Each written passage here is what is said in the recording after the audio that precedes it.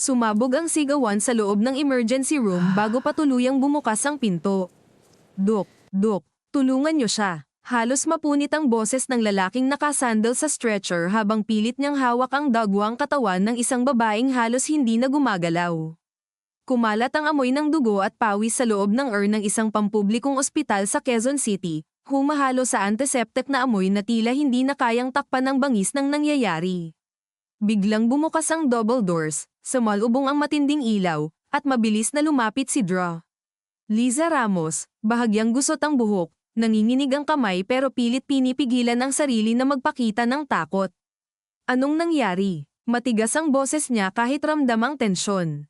Binangga, Dok, hit and run, iniwan kami sa kalsada, sagot ng lalaki, hinihingal, parang bawat salita ay kinukuha mula sa dibdib niyang puno ng takot. Saglit na tumitig si Liza sa mukha ng pasyente at doon siya natigilan. Parang may sumaksak sa kanyang alaala. Kilala niya ang babaeng iyon. Hindi pwede, bulong niya, halos hindi marinig. Ngunit wala siyang oras para magtanong. BP, pulse, mabilis niyang utos sa nurse. Unstable, Dok, bumabagsak na. Napalunok si Liza. Prepare for intubation. Bilisan niyo. Habang isinusuksok ang tubo sa lalamunan ng pasyente, nanginginig ang daliri niya. Hindi dahil sa takot sa dugo, kundi dahil sa katotohanan na ang babaeng nakahiga sa harap niya ay si Mara, ang kapatid ng asawa niyang matagal na niyang hindi kinakausap. Sa isang iglap, bumalik ang mga alaala. Ang huling beses na nakita niya si Mara ay sa isang mainit na pagtatalo, puno ng sumbatan at galit. Wala kang karapatan na pakialaman ng pamilya namin. Sigaw noon ni Mara sa kanya. At ngayon, siya ang may hawak ng buhay nito. Clear, sigaw ng nurse habang inihahanda ang defibrillator. Tumango si Liza, pilit kinokontrol ang sarili. Clear, isang malakas na kuryente ang damaloy sa katawan ni Mara, umangat sandali ang dibdib nito bago muling bumagsak. Walang tunog ang monitor. Again, sigaw ni Liza, mas matindi na ang boses, parang may hinahabol na oras na hindi niya kayang talunin. Sa labas ng nagtitipon na ang mga tao. May mga umiiyak, may mga nagbubulungan. Isang matandang babae ang nakaupo sa bangko, nanginginig ang kamay habang hawak ang rosaryo. Diyos ko, si Mara ba yun? Bulong niya. Walang sumasagot, lahat ay natatakot. Sa loob, pawis na si Liza. Ang bawat segundo ay parang isang oras. Common, bulong niya habang pinagmamasdan ang monitor. At biglang isang mahina ngunit malinaw na beep. May pulse, sigaw ng nurse. Napahinga si Liza, parang may bumigat na bato na biglang naalis sa dibdib niya. Ngunit hindi pa tapos. I prepare natin siya for surgery. Internal bleeding. Bilisan. Hindi niya alam kung ang nangingibabaw ba sa kanya ay pagiging doktor o ang personal na koneksyon niya kay Mara. Ngunit alam niya kung may mangyari dito, hindi lang buhay ang mawawala. Pamilya ang tuluyang masisira. Habang tinutulak ang stretcher palabas ng papunta sa operating room, biglang may humawak sa braso ni Liza. Ang asawa niyang si Daniel, pawis, nanginginig, at halatang kara-rating lang. Liza, please, nanginginig ang boses nito. Iligtas mo siya. Saglit na nagtagpo ang mga mata nila. Puno ng sakit, galit, at mga tanong na matagal nang hindi nasasagot. Gagawin ko ang kaya ko, malamig na sagot ni Liza. Pero sa loob niya, nagkakagulo ang emosyon. Hindi ito simpleng operasyon. Isa itong banggaan ng nakaraan at kasalukuyan. Habang isinasara ang pinto ng operating room, naramdaman ni Liza ang bigat ng responsibilidad na hindi lang medikal kundi moral. Sa loob ng malamig ang hangin, maliwanag ang ilaw, at bawat tunog ng kagamitan ay parang orasan na nagbibilang ng natitirang oras ni Mara. Scalpel, mahinahon ngunit matigas ang utos ni Liza. Sa bawat hiwa, nararamdaman niya ang tensyon na bumabalot sa buong katawan niya. Hindi siya pwedeng magkamali, hindi ngayon, hindi sa taong ito. Ngunit habang abala siya sa operasyon, hindi niya napansin ang isang lalaking nakatayo sa labas ng ospital, nakatingin sa loob, tahimik ngunit matalim ang mga mata. Hawak nito ang susi ng isang cut seat, sa bumper nito, may bakas ng dugo. Sa kabilang banda, sa isang barangay sa Tondo, may isang batang babae na umiiyak sa loob ng isang maliit na bahay. Mama, nasaan ka na, bulong nito habang yakap ang lumang laruan. Ang telepono sa tabi niya ay walang tigil sa pagring, ngunit walang sumasagot. Sa parehong gabi, Tatlong buhay ang unti-unting nababasag at wala pang nakakaalam kung sino ang tunay na may kasalanan. Bumalik tayo sa loob ng operating room, kung saan si Liza ay halos mawalan ng hininga sa bawat komplikasyon na lumalabas. May rupture sa spleen at may internal hemorrhage pa, sabi ng assistant surgeon. Clamp it, bilisin mo, sagot ni Liza, mabilis ang galaw ngunit malinaw ang bawat utos. Sa isip niya, paulit-ulit ang tanong, aksidente ba talaga ito? O may ibang dahilan? Dahil alam niya si Mara ay hindi basta-basta mababangga. May kaaway ito, maraming sikreto, at baka ang gabing ito ang simula ng pagbubunyag ng lahat ng iyon. At habang pinipisil niya ang clamp at nakatutok ang mga mata sa dagwang laman sa ilalim ng matinding ilaw ng operating room, lalong sumikip ang dibdib ni Liza sa alaala ng huli nilang pag-uusap ni Mara, hindi dahil malinaw iyon kundi dahil putol-putol, magulo, at masakit pa rin hanggang ngayon. Parang bubog na nakabaon sa isip na kahit gaano kalalim itulak ay may isang matalas na dulo pa ring lumalabas sa tuwing babalikan. Suction, maikli niyang sabi. Mabilis na iniabot ng scrub nurse ang hinihingi niya. Humigop ang makina ng dugo, at sa maikling sandaling lumino ang operative field, nakita niya ang lawak ng pinsala. Hindi lang basta malakas ang pagkakabangga. May anggulo ang trauma na parang tinamaan si Mara sa paraang hindi pangkaraniwan para sa isang simpleng aksidente sa kalsada. Dok, bumabagsak na naman ang pressure, sabi ng anesthesiologist, mababa ang boses pero mabigat ang ibig sabihin. Maghanda ng blood products, additional 2 units, tawagan ang blood bank kung kulang pa, sagot ni Liza. Hindi siya pwedeng matigilan, hindi siya pwedeng maging asawa ni Daniel sa loob ng silid na iyon. Kailangan doktor lang siya, ngunit sa bawat pintig ng monitor, sa bawat tunog ng metal na tumatama sa tray, sa bawat bulong ng staff na halatang pinipigilan ang takot, unti-unti ring bumabalik ang ibang tanong na matagal na niyang nilibing. Bakit ba siya talaga lumayo sa pamilya ng asawa niya? Dahil lang ba sa kayabangan ni Mara, o dahil may nakita siya noon na hindi dapat niya nakita? Sa labas ng operating room, si Daniel ay nakaupo ngunit hindi mapakali, paulit-ulit na tumatayo. Naglalakad ng 3 hakbang, babalik sa upuan, saka muling hahawak sa batok niya na para bang kaya nitong pigain ang sagot mula sa sarili niyang ulo. Ang hallway ng ospital ay malamig, mapatla ang ilaw, at puno ng pagod na mga kamag-anak na kanya-kanyang bantay sa Pag-asa. May batang natutulog sa curtain sa gilid. May isang lalaking nakapikit habang hawak ang dextrose stand ng matanda niyang ama. May guard na palaipat-lipat ang tingin sa pinto ng at sa mga bisitang pilit pumapasok sa bawal na oras. Sa gitna ng lahat ng iyon, pakiramdam ni Daniel ay siya lang ang walang karapatang huminga ng malalim. Nasa dulo ng koridor ang ina niyang si Celia, nakaupo ng tuwid kahit namumutla, parang pilit inuuna ang dignidad kaysa panghihina. Anak, tawag nito. Nilapitan niya agad. Anong sabi ng doktor? Si Liza ang nag-oopera. Saglit na tumigil ang kamay ni Celia sa pagpitik ng rosaryo. Hindi siya sumagot kaagad. Sa mukha niya dumaan ang maraming emosyon na hindi niya pinayagang maging salita. Gulat, pag-aalala, hiya, takot, at isang matandang galit na ilang taong pinakain ng katahimikan. Siya pa talaga, mahina niyang sabi. Hindi iyon sambat, hindi rin pasasalamat. Isa iyong katotohanang hindi niya alam kung yayakapin o tatanggihan.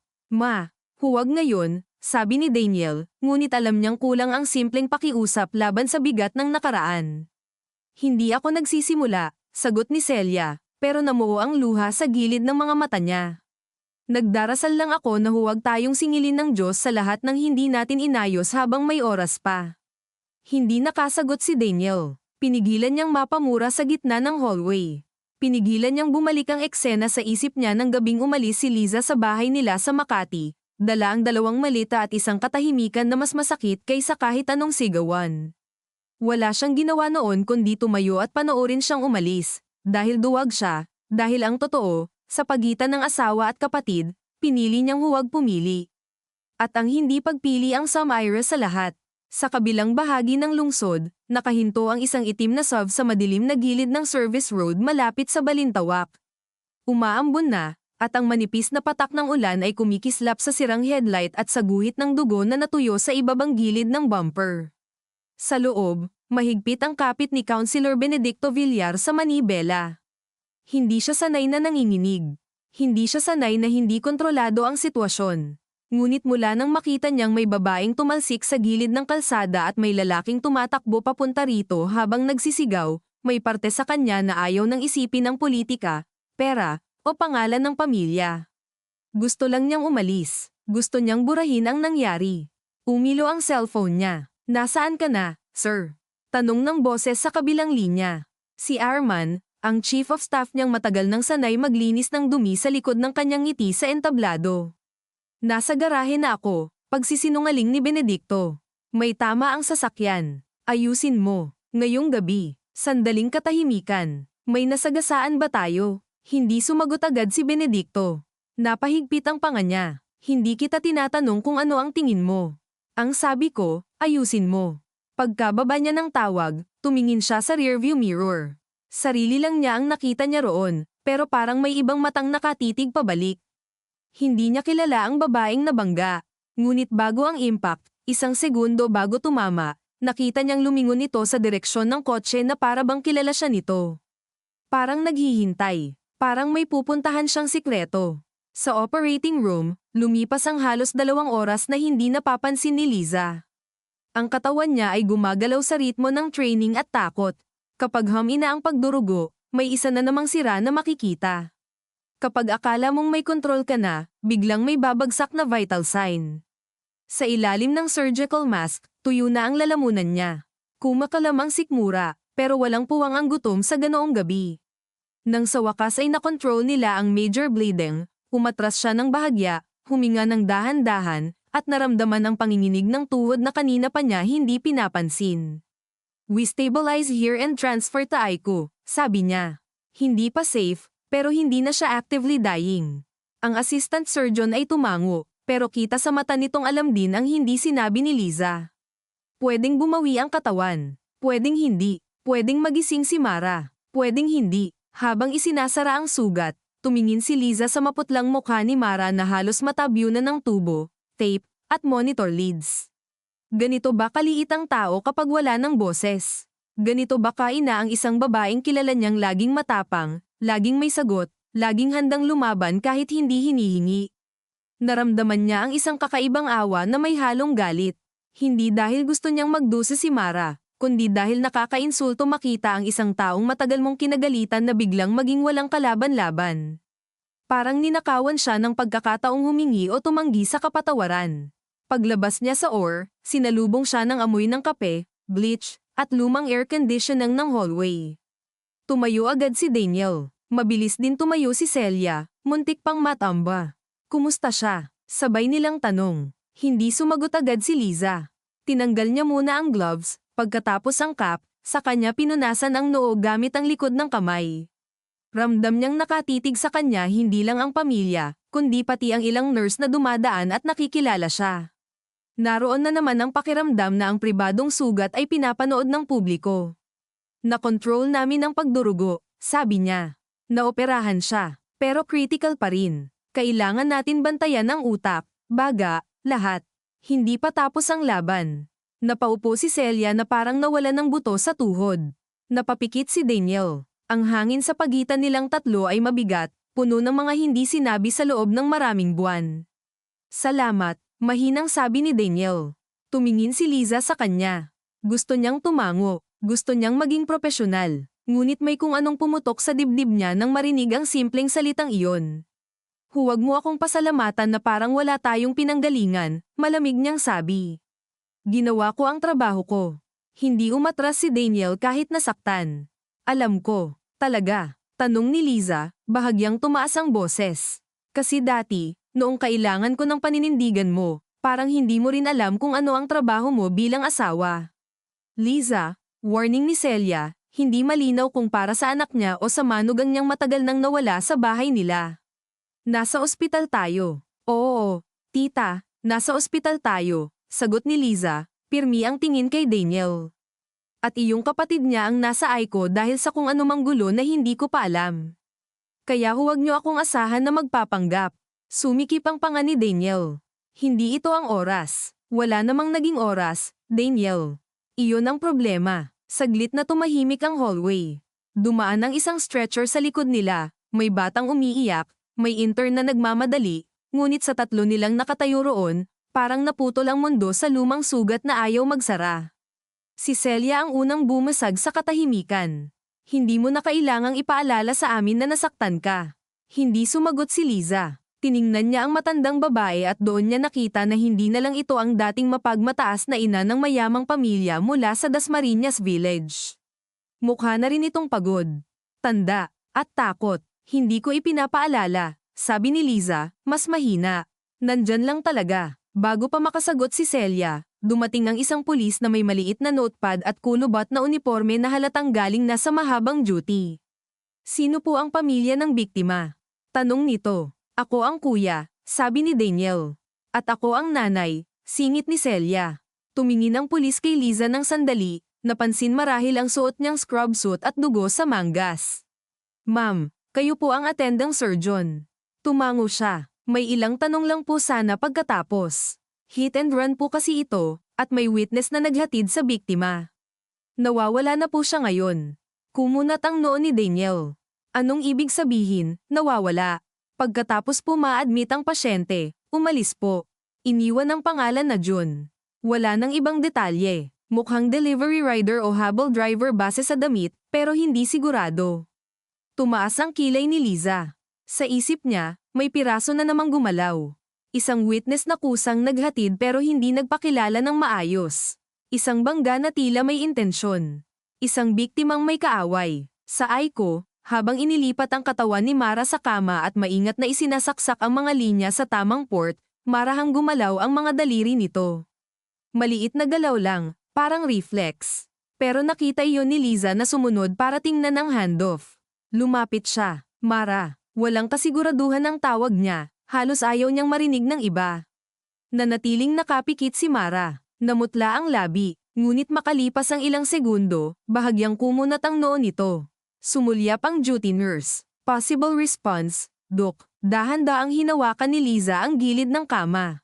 Hindi niya napansin na ginagawa niya iyon. Mara, kung naririnig mo ako, huwag kang bibitaw. Walang sagot. Tanging ang mahinang tunog ng monitor at ang maindayog na hinga mula sa ventilator ang pumuno sa silid. Ngunit pagkatapos ng ilang saglit, bahagyang gumalaw ang labi ni Mara sa ilalim ng tape. Hindi malinaw. Parang hangin lang. Lumapit si Liza. Ano? Muling gumalaw ang labi. Mas mahina pa sa bulong. Isang salitang halos hindi buo.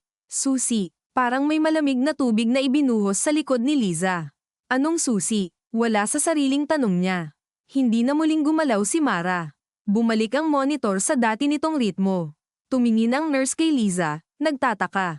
May sinabi po ba? Tumayo ng tuwid si Liza at agad ibinalik ang ekspresyon ng doktor.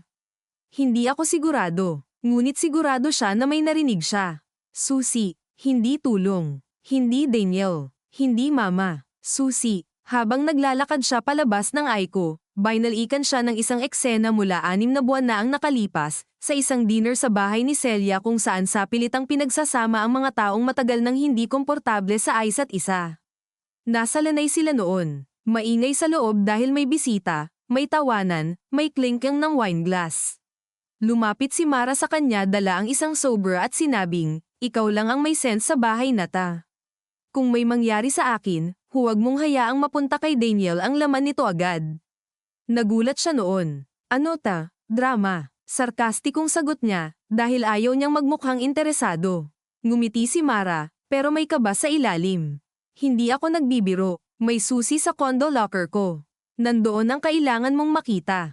Hindi niya tinanggap ang sober. Masama ang timpla niya noon, at ayaw niyang maging kasali sa gulo ng pamilya.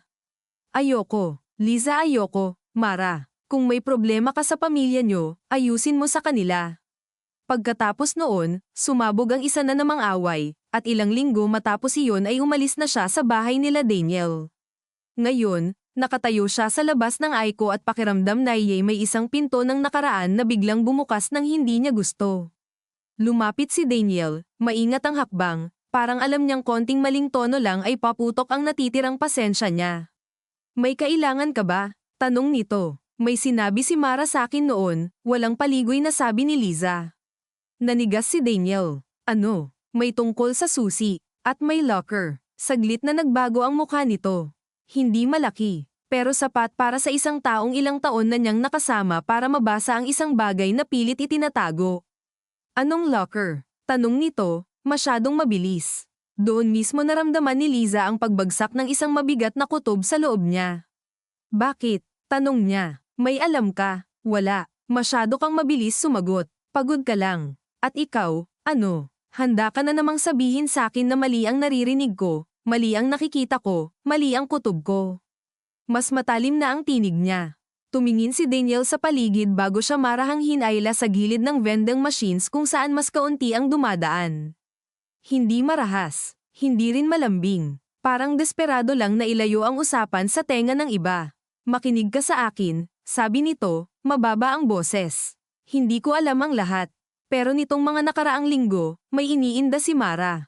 May mga tawag, may mga kausap siyang ayaw sabihin sa amin. Lagi siyang aligaga. Naisip ko utang, lalaki, kung anuman. Ayaw kong manghimasok. Napatawa si Liza, maikli at walang saya. Ayaw mong manghimasok, pamilyar. Napapikit si Daniel, tinanggap ang tama. Oo, kasalanan ko na naman. Gets ko. Pero hindi kasinungalingan ang sinasabi ko. Tinitigan siya ni Liza. Sa ilalim ng pagod, pawis, at takot, may totoo sa mukha nito. Iyon ang mas mahirap. Mas madali sana kung sinungaling itong malinaw. Kung may alam si Mara na delikado, sabi niya, baka iyon ang dahilan kung bakit siya nasa Aiko.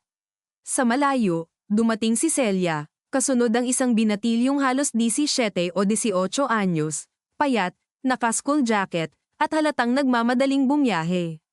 Pagkakita pa lang ni Daniel, alam na agad ni Liza kung sino iyon. Si Nico, ang anak ni Mara. Namumugto ang mata, nanginginig ang dibdib, at pilit nagpapakatatag sa paraan ng mga batang biglang napilitang tumanda sa loob ng isang gabi. Nasaan si Mama? Tanong agad nito. Nilapitan siya ni Daniel at hinawakan sa balikat. Nasa Aiko. Buhay siya. Ngunit hindi sapat ang salitang buhay sa batang nakatingin na parang anumang kasunod ay pwedeng gumuho ng mundo niya. Pwede ko ba siyang makita? Saglit lang, hindi pa ngayon, sabi ni Liza, mas maingat ang tono. Tumingin si Nico sa kanya, at sa tingin iyon may halo-halong emosyon. Kilala siya ng bata, naalala siya nito bilang tita noong hindi pa sira ang lahat. Tita Liza, basag ang boses nito, sino ang gumawa nito? Wala siyang maisagot, at dahil wala siyang sagot, lalo niyang naramdaman ang pananagutan ng narinig niyang salitang susi. Hindi lang ito lihim ng matatanda, maaaring ito ang bagay na sumaira o magliligtas sa natitirang pamilya. Umupo si Nico sa bangko sa labas ng Aiko, nakayuko, magkakapit ang mga kamay na tila nagdarasal ngunit walang lumalabas na salita. Umupo sa tabi niya si Celia at marahang hinaplos ang likod nito. Sa unang pagkakataon sa gabing iyon, hindi mayaman na byuda o mahigpit na matriarch ang nakita ni Liza sa matandang babae. Lola lang. Lola natakot mawala ang anak at masira ang apo. At sa pagtingin na iyon, lalong naging komplikado ang galit niya dahil hindi na ito kasing linaw ng dati. May isang nurse na lumapit kay Liza para ipasay ng order sheets. Habang nagsusulat siya, napatingin siya sa orasan sa dingding. Alauna na ng madaling araw. Sa ganitong oras, ibang Maynila na ang humihinga. Mas tahimik sa labas, pero mas lumalakas ang tunog ng mga bagay na ayaw marinig, ambulansya sa malayo, hikbi ng kamag-anak, ubo ng matandang bantay, kalansing ng barya sa vending machine, lag-itik ng tsinelas sa tiles. Ang pagod ay pumapatong sa balikat niya pero hindi siya makaalis. Pakiramdam niya, sa oras na iwanan niya ang ospital, may mawawala na namang piraso ng katotohanan. Biglang nag-vibrate ang cellphone niya sa bulsa ng scrub. Isang unknown number. Nag-atubili siya, saka sinagot. Walang agad nagsalita sa kabilang linya. Tanging tunog ng hangin at tila mahinang ugong ng motorsiklo. Hello, sabi niya. Ilang segundo ang lumipas bago may isang paos na boses na bumulong, Dok, huwag niyo pong pababayaan yung bag niya. Nanigas siya. Sino ta? Yung naghatid. Ako po yung umalis. Mabilis ang tibok ng puso niya. Nasaan ka? Anong bag? Huminga ng mabigat ang lalaki sa kabilang linya. May gusto pong kumuha noon. Huwag kayong magtiwala sa pulis na kalbo. Bago pa siya makapagtanong uli, naputol ang tawag. Nanatili siyang nakatingin sa screen, malamig ang palad. Mula sa dulo ng hallway, nakita niya ang pulis na unang kumausap sa kanila, may bahagyang panot sa ibabaw ng ulo, nakikipag-usap sa isang nurse station habang nagsusulat. Mabagal niyang ibinaba ang cellphone. Ang ospital, na kanina'y mukhang simpleng lugar ng pagligtas at paghihintay, ay biglang nag-iba ng anyo sa isip niya. Parang bawat pintuan ay may nakikinig. Bawat hakbang ay may sumusunod. Bawat mukha ay pwedeng may alam. Tumingin siya sa Aiko window kung saan makikita ang bahagyang galaw ng monitor ni Mara sa loob, at sa unang pagkakataon mula nang magsimula ang gabing ito, malinaw na malinaw sa kanya na hindi niya na kayang manatiling nasa gilid lang. Kung may susi, kung may bag, kung may gustong maglinis ng ebidensya, ang pagliligtas kay Mara ay simula pa lang. At ang kapalit ng pagpasok niyang muli sa gulo ng pamilyang iniwan niya ay maaaring hindi na lang ang natitirang tahimik na bahagi ng puso niya, kundi pati ang huling dahilan niya para lumayo noon. At ang kapalit ng pagpasok niyang muli sa gulo ng pamilyang iniwan niya ay maaaring hindi na lang ang natitirang tahimik na bahagi ng puso niya, kundi pati ang huling dahilan niya para lumayo noon. Hindi siya agad gumalaw. Nakatayo lang siya sa ilalim ng puting ilaw ng hallway, hawak ang cellphone, pinakikinggan ang sariling tibok ng puso na parang may bumabayo mula sa loob ng dibdib niya. Sa ibabaw ng nurse station, may maliit na telebisyong walang tunog na nagpapakita ng late night news. Sa screen, may footage ng traffic sa EDSA, ng isang sunog sa Malabon, ng press conference ng kung sinong opisyal na nakabarong at mukhang wala namang totoong sinasabi. Ngunit sa totoo lang, wala sa mga iyon ang pumapasok sa isip ni Liza. Nasa iisang punto lang ang atensyon niya, bag. Kalbong pulis, witness na tumawag gamit ang unknown number. Dahan-dahan niyang ibinulsa ang cellphone at pinilit gawing normal ang mukha bago lumapit muli sa Aiko window, sa loob. Nakapikit pa rin si Mara, balot ng makina at tubo, tila pinapatagal ng teknolohiya ang laban ng isang katawang gusto ng sumuko. Tumingin si Liza sa gilid ng kama, sa maliit na kabinet kung saan karaniwang nilalagay ang personal belongings ng pasyente kapag inilipat na sa critical care. Walang bag, wala ring handbag sa ilalim ng trolley. Kumunat ang noo niya, naalala niya ang eksena sa Nang dumating si Mara, may kasamang lalaki, may hawak sa stretcher, at sa pagmamadali ng lahat, wala siyang napansin kung may gamit ba ang pasyente. Pero kung may tumawag para sabihin iyon, ibig sabihin may bag nga. At may laman iyong mas mahalaga kaysa wallet o makeup.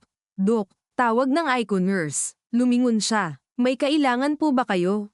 Nasaan ang personal effects ni Mara Santos noong inadmit? Tanong ni Liza, piniling apelyido ang gamitin. Saglit na nag-isip ang nurse. May dumating pong maliit na leather bag kasama ng chart niya mula pero sandali lang po yata. Kinuha ng security for inventory, akala ko. Sino? Hindi ko po alam. May pumirma yata sa logbook sa baba. Hindi na siya nagsalita, tumango lang at mabilis na lumakad palabas ng Aiko. Sa bawat hakbang, damadami ang posibilidad na ayaw niyang isipin. Pwedeng simpleng protocol lang. Pwedeng na turnover nga sa security. Pero bakit may babala? Bakit ganoon ang boses ng witness hindi kinakabahan lang kundi parang may humahabol? At bakit mismong pulis ang hindi dapat pagkatiwalaan? Sa elevator lobby, nadatnan niya si Daniel na nakasandal sa dingding, nakatiklop ang mga braso, nakayuko, pero halatang hindi nagpapahinga. Nang marinig ang yabag niya, umangat agad ang tingin nito. May problema, tanong niya. Sandaling pinag-isipan ni Liza kung sasabihin niya ba. Sanay siyang magtrabaho ng sarili. Sanay siyang huwag umasa kay Daniel, lalo na sa mga usaping kailangang lakasan ng loob. Ngunit ang hindi niya masabi ng direkta ay ito, kahit gaano siya kagalit, alam niyang kapag pamilya na ni Daniel ang nakataya, may bahagi pa rin dito nakakapit. May tumawag sa akin, sabi niya. Tumuwid si Daniel. Sino? Yung witness. Sabi niya huwag pabayaan ang bag ni Mara. At huwag magtiwala sa pulis na kalbo. Dumaan agad ang pagbabago sa mukha ni Daniel. Hindi iyon pagtataka. Mas malapit sa pagkabahala. Aling pulis? Yung kumausap sa atin kanina. Napamura siya ng mahina. Ano bang pinasok ni Mara? Hindi tuwirang tanong iyon kay Liza kundi sa sarili niyang konsensya. Alam mo ba talaga ang sagot? Matalim na balik niya. Tumingin si Daniel sa malayo, sa pinto ng stairwell, sa dingding, sa sahig, kahit saan maliban sa kanya. May ilang linggo na siyang balisa. May mga file siyang ayaw ipakita. May mga lakad na hindi namin alam. Akala ko trabaho lang. Anong trabaho? Consultant work, legal processing, ewan ko. Hindi na siya detalyado sa bahay. Napakuyom ang kamao ni Liza. Kapatid mo siya pero wala kang alam. Asawa mo ako noon pero hindi mo rin alam kung gaano ako nasasaktan. Ang galing mo talagang hindi tumingin sa harap mo. Hindi gumanti si Daniel. Tila sanay na siyang seluhin ang mga linyang ganoon at tanggap na may karapatan si Liza. Maya-maya, mahina siyang nagsalita. Pwede mo akong murahin mamaya. Hanapin muna natin ang bag. Bumagal ang hinga ni Liza. Ayaw man niyang aminin, tama si Daniel. Hindi ito ang oras para ay detalye ang lahat ng pagkukulang nito, kahit na bahagi ng katawan niya ang gustong gawin iyon. Tumango siya. Sasama ka, pero susunod ka sa sasabihin ko. Okay. Dumaan sila sa may waiting area kung saan nakita ni Liza si Celia na tahimik na nagdarasal at si Nico na nakayuko pa rin, hawak ang cellphone na marahil ay hindi niya alam kung sino ang tatawagan. Nang mapansin sila ni Celia, agad itong tumayo. Saan kayo pupunta? Tanong nito. May aasikasuhin lang, sagot ni Daniel. Anong aasikasuhin? Ma, please. Ngunit tumingin si Liza kay Celia at doon niya nakita ang pamilyar na katigasan ng isang inang sanay may kontrol sa lahat. May nawawalang gamit si Mara, diretsong sabi niya. Baka importante. Anong gamit? Hindi pa namin alam. Nagduda ang tingin ni Celia, pero hindi na ito nagtanong pa, marahil dahil naramdaman din itong hindi ordinaryo ang kilos nilang dalawa. Sa halip, nilinggan niya si Nico. Dito ka muna. Tumango ang bata kahit halatang gusto niyang sumama.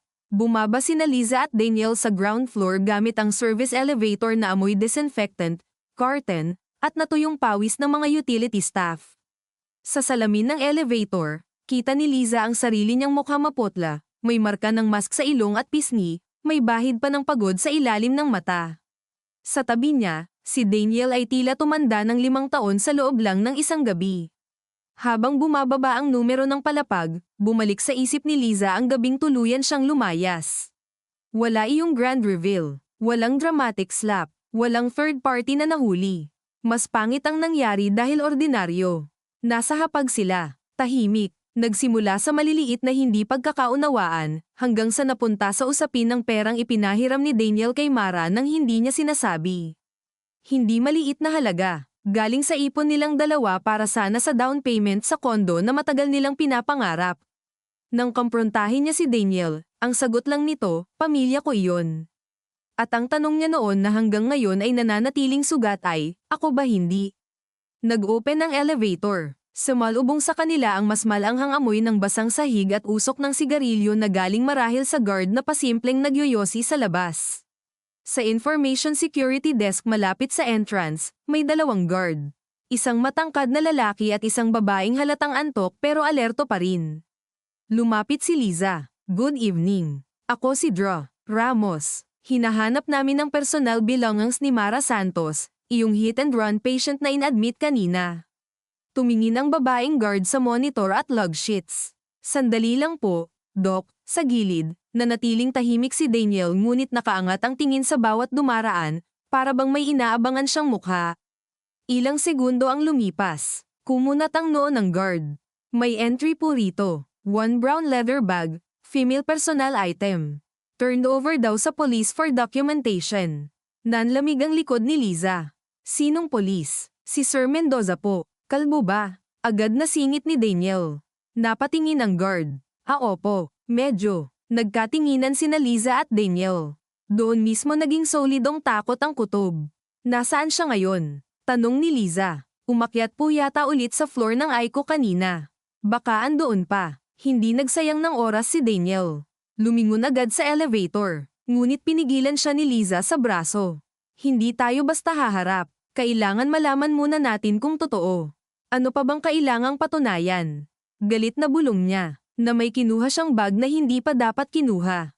At kung bakit, huminga ng malalim si Daniel, pinilit pigilin ang bugso ng damdamin. Fine, paano? Bago makasagot si Liza, may mahinang boses mula sa likod nila. Dok. Pareho silang napalingon. Isang utility boy na may dalang itim na garbage bag at mop bucket ang nakatayo roon. Bata pa, marahil wala pang 20, payat, at halatang kinakabahan sa paglapit. Kayo po ba si Drew? Liza. Tumango siya, nagdududa. Inilapit ng binata ang sarili, tumingin muna sa mga guard, saka ibinulong, may nag-iwan po sa akin nito. Sabi, sa inyo lang ibigay. Mula sa bulsa ng marumi nitong jacket, inilabas niya ang maliit na keychain na may isang susi at isang kupas na plastic tag na may nakasulat na 18C. Halos tumigil ang oras sa paligid ni Liza. Susi, agad niyang kinuha iyon, saka tumingin sa binata. Sinong nagbigay? Yung naka-helmet po, delivery rider yata. Sabi niya, pag may pulis daw na magtanong, wala akong nakita. Nasaan na siya? Umalis na po. Tumikim si Daniel. May sinabi pa ba? Tumango ang binata, nanginginig. Sabi niya, sabihin mo sa doktora, huwag sa bahay. Sa locker muna, bago sila mauna. Binigyan siya ni Liza ng pera ngunit umatras ang binata.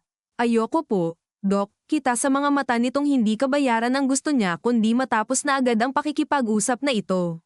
Salamat, sabi na lang ni Liza. Mabilis na umalis ang utility boy, nagtulak ng mop bucket na maingay ang gulong sa tiles. Nakatitig lang si Daniel sa susi sa palad ni Liza. May locker number. At sinabi ni Mara susi bago siya nawalan ulit ng malay. Anong locker yan? Hindi ko pa alam. Ngunit alam na niya kung saan magsisimula. Ang condo locker na binanggit ni Mara noon. 18C. Hindi niya matukoy kung mula ito sa isang storage facility, condominium utility room, o safety deposit setup. Pero malinaw na may hinahabol sila. Kailangan nating umalis dito, sabi ni Daniel. Hindi pa pwede, mabilis na sagot ni Liza. Critical si Mara, at nandito si Nico. At kung nandito rin ang gustong kumuha ng laman niyan. Tiningnan siya ni Liza. Totoo iyon. Ngunit ang pag-alis niya sa ospital ng ganito, sa kasagsagan ng critical care handoff, ay parang pagtakas sa sarili niyang tungkulin. Muli na namang tinatamaan ang dalawang mundo niyang matagal na niyang pilit pinaghiwalay, ang pagiging doktor at ang pagiging kasali sa gulong ito. Kailangan natin ng isa pang taong mapagkakatiwalaan, sabi niya. Wala akong maisip, sagot agad ni Daniel. Meron. Agad niyang binunot ang cellphone at tinawagan si Eileen, ang senior ICU nurse na ilang taon na niyang kasamang nag-duty, tahimik pero matalas, at isa sa iilang taong hindi nangingialam sa personal na buhay niya pero nakakaintindi kapag kailangan ng tulong. Nang sumagot si Eileen, maikli lang ang paliwanag niya. Paki-double check lahat ng chart movement ni Mara. At sabihin mo sa akin kung may kahit sinong pulis o staff na magtanong tungkol sa personal effects. May problema ba? Tanong ni Eileen. Oo, at pakiusap, huwag munang ipaalam sa iba. Gets. Ibinaba ni Liza ang tawag. Babantayan niya rito. So aalis tayo? Tanong ni Daniel. Hindi agad siya sumagot. Tumitig siya sa glass doors ng ospital kung saan makikita ang madilim na parking lot, ang basang semento na kumikislap sa ilaw, at ang ilang driver ng ambulansyang nagkukumpulan sa gilid para magkape. Ang gabi sa labas ay parang ibang bansa kumpara sa loob ng ospital. Mas malawak, mas delikado, mas maraming pwedeng magtago. Sandali lang, sabi niya. Una, pupuntahan ko si Nico. Umakyat sila ulit. Sa waiting area, naabutan nila si Nico na nakatulog ng paupo, nakasandal ang ulo sa dingding, hawak pa rin ang cellphone. Si Celia na may nakapikit pero halatang hindi tulog, gumagalaw pa rin ang mga labi sa panalangin. Nang maramdaman ang presensya nila, damilat ito agad. Anong meron? Tanong ni Celia. Lumapit si Liza kay Nico at marahang ginalaw ang balikat nito. Napamulat ang binata, litong-lito sa unang segundo bago bumalik ang takot sa mukha. Tita, makinig ka, malumanay ngunit diretso ang sabi niya. Lalabas muna kami sandali ni Tito Daniel. May aasikasuhin. Dito ka muna sa lola mo. Nakausap ko na ang ICU nurse. Kapag may pagbabago kay Mara, tatawagan ako agad. Anong aasikasuhin? Tanong ni Nico, namamalot. Nizelayan ni Liza sa batang iyon ang parehong matalas na mata ni Mara, pero wala ang panlaban. Pagod at takot lang. May hinahanap kaming importante, sagot niya. Para kay Mama. Tumango siya, para malaman kung bakit nangyari ito. Hindi na umimik si Nico. Kumuyam lang ito at tumingin sa sahig. Maya-maya, marahan nitong sinabi, may mga araw po nitong huli na gusto kong tanungin si Mama kung may problema ba siya. Hindi ko ginawa. Nainis ako sa kanya. Lagi siyang wala. Lagi siyang distracted. Tapos kanina bago siya umalis, hindi ko man lang siya tiningnan ng maayos. Bumigat ang lalamunan ni Liza. Hindi mo kasalanan iyon. Laging ganon sinasabi ng matatanda, mahina nitong sagot. Pero parang lahat may kasalanan dito. Walang nakasagot, maging si Celia ay yumuko lang at mahigpit na hinawakan ng kamay ng apo. Si Daniel ay napapikit sandali, na parabang ang simpleng linyang iyon ay sapat ng hatulan silang lahat. Paglabas nila muli ng ospital, sinalubong sila ng halumigmig ng madaling araw. Humalo sa balat ni Liza ang malamig na ambon at ang init na naipon mula sa Orlights at stress. Sa parking area, may ilang sasakyang naka-double park, may ambulansyang may tumutulong diesel engine, at may vendor ng kape sa styro cups na tahimik na kumikita sa pagod ng mga tao. Sumakay sila sa kotse ni Daniel, isang puting sedan na hindi na bago ngunit maayos pa. Habang ini-start nito ang makina, tahimik lang si Liza, hawak ang susi sa palad, pinapakiramdaman ang talam ng metal sa balat na parang gusto niyang siguraduhin na totoo ito. Saan tayo pupunta? Tanong ni Daniel. Sa kondo ni Mara. Sigurado ka? Hindi. Pero iyon ang unang alam kong may koneksyon sa sinabing locker. Nasa Pasig yun, di ba? Tumango siya. Humandar ang kotse palabas ng ospital. Sa kalsada, manipis ang traffic. Ang lungsod ay hindi tulog pero nagbago na ang anyo. Sarado ang karamihan sa mga tindahan, bukas ang ilang PARSN at convenience store, may mga truck na bumabagtas sa pangunahing daan, may mga rider na nagmamadali, at may mga taong tila walang pupuntahan kundi ang maghintay sa susunod na umaga. Habang lumalayo sila sa ospital, napatingin si Liza sa side mirror at hindi niya maiwasang isipin kung may sumusunod ba. Daniel, HMM, noong nanghiram si Mara sa'yo ng pera, para saan daw? Mahigpit ang hawak nito sa manibela. Business opportunity. Naniniwala ka? Hindi na ngayon. Magkano? Matagal bago ito sumagot. Mahigit 2 milyon. Napalingon si Liza. Kahit alam na niyang malaki, iba pa rin kapag narinig mo ang eksaktong bigat. At hindi mo sinabi sakin. Alam ko. Hindi. Daniel, hindi mo alam. Kasi kung alam mo, hindi mo sasabihing alam ko na parang simpleng pagkakamali lang iyon. Anong gusto mong marinig? Naduwag ako, na lagi kong pinipili ang mas madaling iwasan. Oo, totoo. Hindi agad nakasagot si Liza. Ang totoo, may bahagi sa kanya na gustong magalit pa, maghukay pa, gawing dugtong ng gabi ang lumang away. Pero habang tinatanaw niya ang madilim na lungsod, ang mga poste ng ilaw na dumaraan sa bintana, at ang susi sa kamay niya na tila may sariling init, unti-unti ring pumapasok sa isip niya ang mas mapait na posibilidad. Baka ang mga desisyon nilang lahat, malaki at maliit, ay magtagpo-tagpo sa gabing ito hindi bilang hiwa-hiwalay na pagkakamali kundi bilang iisang bagsak na hindi na mapipigilan.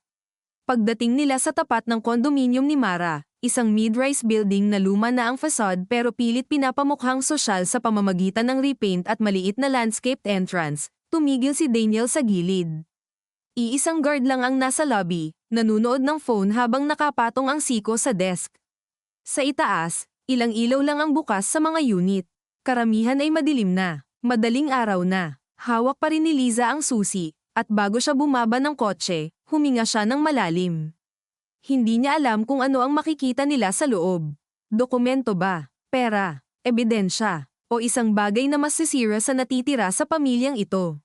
Ngunit alam niyang sa pagbukas niya sa locker na iyon, may isang pinto rin sa sarili niyang nakaraan ang tuluyan ng hindi na muling masasara. Ngunit alam niyang sa pagbukas niya sa locker na iyon, may isang pinto rin sa sarili niyang nakaraan ang tuluyan ng hindi na muling masasara.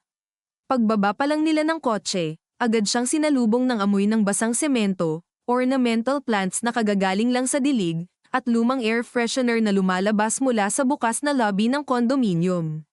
Hindi ito bagong gusali, kita iyon sa kupas na marble tiles sa entrance, sa brass letters ng building name na may ilang gasgas na, at sa security desk na may manipis na salamin ngunit may lamat sa isang sulok na tinakpan ng malinaw na tape.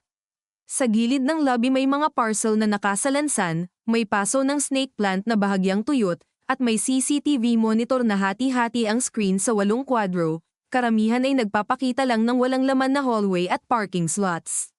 Nang makita sila ng gwardya, agad itong tumayo, nagtaka sa oras at sa itsura nilang pareho. Ma'am, sir, good morning po. Sabi nito, parang hindi sigurado kung umaga na nga bang maituturing ang ganitong oras. May pakay po, naglabas si Daniel ng id at sinabing kapatid niya ang may-ari ng unit. Hindi agad kumbinsido ang guard. Hindi na po kasi kami basta nagpapapasok ng ganitong oras, lalo na wala pong endorsement. Naramdaman ni Liza ang pag-ipit ng oras. Ayaw niyang gumawa ng eksena, pero ayaw din niyang maubos ang mga minutong maaaring ginagamit na ng iba para mauna sa kanila. Lumapit siya sa desk, pinilit panatilihing kalmado ang boses. Critical ang patient na si Mara Santos sa ospital. Kailangan naming kunin ang ilang gamit niya. Kung gusto nyo, tatawag kami sa admin pag umaga. Pero baka huli na. Napatingin ang guard sa scrub pants niya at sa pagod na hindi na may tatago sa mukha. Doon marahil ito na antig. Ma'am, anong unit po? 19B, sagot ni Daniel. Saglit na tumingin ang guard sa logbook. Pwede ko po kayong samahan sa itaas, pero hanggang lobby lang ng floor. Hindi po pwedeng magbukas ng unit nang walang witness. Tumango si Liza. Ayos na rin iyon. Mas gusto nga niyang may testigo kaysa may magbintang pa sa kanila mamaya. Sa elevator paakyat, may salamin sa tatlong gilid. Masikip ang espasyo, at habang unti-unting tumataas ang bilang ng palapag, lalong lamilinaw sa loob ni Liza ang bigat ng pupuntahan nila. Ayaw niyang amining kinakabahan siya. Hindi sa makikita nila, kundi sa posibilidad na may makumpirma. Kapag kumpirmado ang kutob, hindi na ito tsismis ng pamilya, hindi na ito simpleng paninisi, hindi na ito may tatago sa hayaan na. Magiging totoo, magkakaroon ng hugis, magkakaroon ng dokumento, pangalan, pera, ebidensya. At sa bawat katotohanang mabubunot nila, may isang relasyon na muling masusubok. Nasa tabi niya si Daniel, tahimik, parehong nakatingin sa digital numbers sa taas ng pinto. Minsan gusto ni Liza ang ganitong klase ng katahimikan, lalo na noong hindi pa nasa Ira ang tiwala. Kaya nilang maglakad sa mall o magmaneho sa Skyway nang hindi nagsasalita at hindi iyon mabigat. Ngayon, bawat katahimikan ay may buto ng takot sa gitna. Kung may makita tayo, mahina niyang sabi nang hindi siya tinitingnan, hindi na ito basta problema ng pamilya niyo. Alam ko, sagot ni Daniel. At kung may pangalan mo riyan. Napapikit ito sandali, sasabihin ko ang totoo. Napalingon siya rito. Ngayon lang, wala na akong ibang paraan. Umingit ang elevator at bumukas sa ika-19 na palapag. Tahimik ang hallway. Makapal ang carpet runner sa gitna ngunit luma na, at may ilaw na medyo madilim, kulay dilaw na hindi nakakapagbigay ng init kundi lalong nagpapamukhang pagod ang lugar. Sumunod ang guard sa kanila hanggang sa tapat ng Unit 19B. Nakatayo lamang ito sa gilid habang binubuksan ni Daniel ang pinto gamit ang ekstrang susi na, ayon dito, matagal nang nasa key drawer ng lumang bahay ng kanilang ina at hindi man lang niya naisip na maaaring may saysay pa. Nang bumukas ang unit, malamig at tahimik na hangin ang sumalubong, may halong amoy ng pabango, papel, at saradong espasyo. Hindi marangya ang loob pero maayos. May gray sofa, maliit na coffee table na may magazines, isang bookshelf na may halong novels at folders, at open kitchen na may basong may natuyong bakas ng lipstick sa lababo. Walang gulo, walang senyales ng pilit na paghalungkat, ngunit iyon din ang kakaiba. Masyadong maayos para sa isang taong, ayon sa lahat, ay ilang linggo nang magulo ang buhay. Dito lang po ako sa labas ng pinto, sir, sabi ng guard. Pakitawag na lang kung may kailangan. Tumango si Daniel at marahang isinara ng bahagya ang pinto, hindi sinasagad. Pumasok si Liza. Tumigil siya sa may gitna ng sala, dahan-daang iniikot ang tingin sa bawat bagay. Sa side table may framed photo ni Mara at Nico sa Baguio, parehong nakangiti, parehong mukhang pagod pero masaya. Sa shelf may ceramic Santo Niño, may kandila sa tabi, at may maliit na mangkok na may ilang coin at hair tie.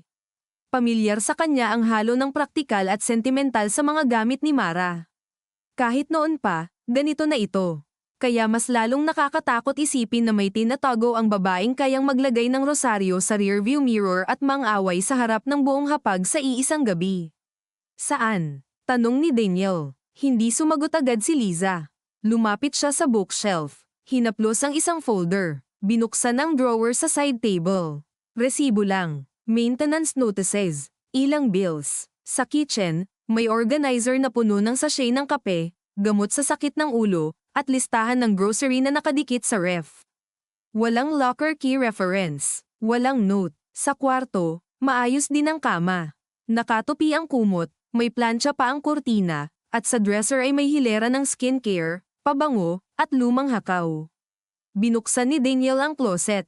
Mga damit, ilang kahon, isang overnight bag. Sa ibabang bahagi, may storage bins.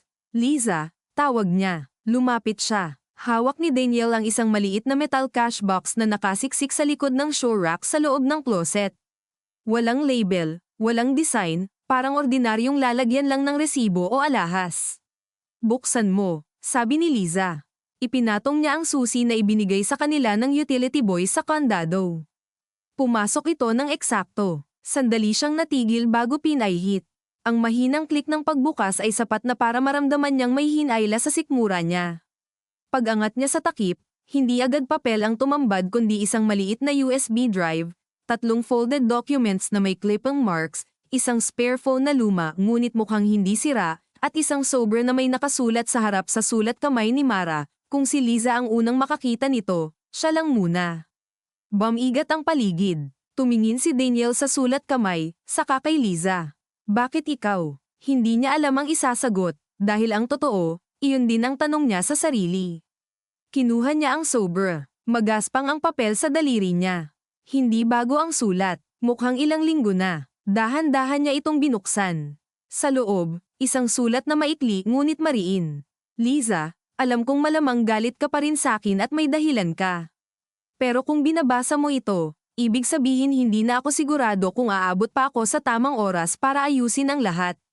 May hawak akong mga dokumento tungkol sa proyekto sa North Triangle Redevelopment at sa mga shell company na ginagamit para ilipat ang pera. Hindi ko dapat nalaman, pero may pinagawa sa akin si Kuya Daniel noon na pag-review ng papers sa isang land transfer at doon ako nagsimulang maghinala. Hindi ko agad sinabi dahil akala ko kaya kong ayusin ng tahimik at maprotektahan siya. Mali ako. Mas lumalim. May pangalan ni Councilor Benedicto Villar dito. May pirma ni Mama sa ilang authorization bilang nominee shareholder sa isang company na hindi niya yata lubos na naintindihan. At may isang transfer papasok sa account ni Daniel na hindi niya sinasabing galing sa kanila. Hindi ko alam kung bayad, pabor, o panakip. Ang alam ko lang, may mga pamilyang pinalayas sa lupa at pinik ang ilang papeles. May isang lalaki akong nakausap na gustong magtestigo. Natatakot na ako. Kung may mangyari sa akin, huwag mo agad ibigay sa pulis. Hindi ko alam kung sino ang malinis. Piliin mo kung sino ang ililigtas. Alam kong masama pakinggan, pero hindi mo kayang iligtas lahat. Sa huling linya, bahagyang nanginginig ang sulat kamay. Hindi agad nakaimik si Liza. Para siyang binuhusan ng yelo mula batok hanggang likod. Mabagal niyang ibinaba ang papel at tumingin kay Daniel. Hindi niya kailangang magsalita. Kita na sa mukha niya ang tanong. Kita na rin ang matinding sakit ng posibilidad na totoo ang ilan doon. Si Daniel ang unang umurong, parang napaso. Hindi ko alam ang tungkol sa nominee kay Mama, paos nitong sabi. At iyong transfer hindi ko alam na connected doon. Pero may transfer. Hindi siya sumagot agad. Napahawak ito sa noo. May pera na pumasok sa account ko last year. Sinabi ni Mara na reimbursement iyon sa consultancy at legal coordination niya sa isang property case. Pinadaan lang daw sa akin dahil may problema sa release niya. Natawa si Liza, pero wala iyong saya, puro panghihina. At tinanggap mo, na ibalik ko rin ang karamihan. Hindi iyon ang punto at alam mo yan. Hindi ko alam na may demolition, may shell companies, may ganyang klaseng kalokohan. Pero alam mong may mali kaya hindi mo sinabi sa akin. Tumahimik siya. Sapat na ang katahimikang iyon. Napaupo si Liza sa gilid ng kama, hawak pa rin ang sulat. Sa labas, may mahinang ugong ng aircon at malayong busina ng sasakyan sa kalsada. Sa loob ng kwarto, parang lumiit ang hangin. Ito ang pinakakinatatakutan niya noon pa, hindi isang malaking pagkakanulo na halatang halata, kundi sunod-sunod na maliliit na pagpikit, maliliit na palusot, maliliit na hindi ko alam, hanggang sa isang araw buong buhay mo pala ay nakatayo na sa ibabaw ng dumi na matagal nang naiipon. Basahin natin lahat, sabi niya sa wakas. Isa-isa nilang binuksan ang mga dokumento. Una, mga photocopy ng land titles at transfer deeds na may pangalan ng ilang kumpanya na walang tunay na opisina, puro negosyo sa papel. Pangalawa, spreadsheet printouts ng mga bank transfer at consultancy fees. Pangatlo, mga litrato ng relocation site sa Bulacan na lubog sa putik at kulang sa tubig, May petsa sa ibaba at handwritten note ni Mara, ito ang ipinangakong kapalit. Habang tumatagal, lalong lumiliit ang puwang para sa mabuting interpretasyon. Hindi pa man ganap na kompleto, malinaw nang may malaking anomalya. At si Mara, sa kung anong dahilan, ay hindi lang nakakita nagsimulang mag-ipon. Bakit niya ako hindi sinabi? Bulong ni Daniel, hindi malinaw kung para kay Liza o sa sarili. Siguro dahil alam niyang hindi ka pipili, sagot niya nang hindi iniangat ang tingin. Tinamaan siya, ramdam niya iyon sa biglang katahimikan ng lalaking nakatayo sa tapat ng closet. Maya-maya, umupo ito sa sahig, nakasandal sa drawer, 2 siko sa tuhod, 2 kamay sa mukha. Hindi ito dramatic, hindi palabas, mas masakit dahil totoo ang pagbagsak. Noong una, sabi niya sa pagitan ng mabibigat na hinga, akala ko tulong lang. Project facilitation, usapang papel, connections, ganyan naman sa paligid ni Mama, sa mga kilala niya. Laging may pinapapirma, laging may kakilala sa City Hall, laging may shortcut. Naiinis ka sa akin noon kasi hindi ko kinokontra. Tama ka, hindi dahil wala akong nakikita, kundi dahil iyon na ang normal sa bahay namin. Dahan-daang umangat ang tingin niya kay Liza. Hindi ko alam kung hanggang saan umabot. Pero alam kong may punto na pinili kong huwag alamin. Hindi agad sumagot si Liza. Hawak niya ang isang larawan ng relocation site, kitang-kita ang batang nakatayo sa putik, nakatsinelas, may hawak na timba. Biglang sumingit sa isip niya ang mga pasyenteng bata sa public hospital na paulit-ulit niyang ginagamot para sa hika, lagnat, diarrhea, mga sakit na ang totoo ay sintomas lang ng kahirapan at kapabayaan. Ilang beses na ba siyang napaikon sa sistema nang hindi iniisip na ang sistema ring iyon ang baka nagpataba sa komportableng bahagi ng buhay nila noon. Hindi man direkta, may koneksyon. At ang koneksyong iyon, kahit hindi niya pinirmahan, ay pwedeng damaykit sa balat. Kailangan natin ng kopya, sabi niya. At kailangan natin ng taong hindi mabibili. May kilala ka ba? Meron akong kaklase sa med school na asawa ng investigative reporter. Pero bago iyon naputol siya nang marinig ang mahinang tunog ng pinto sa sala.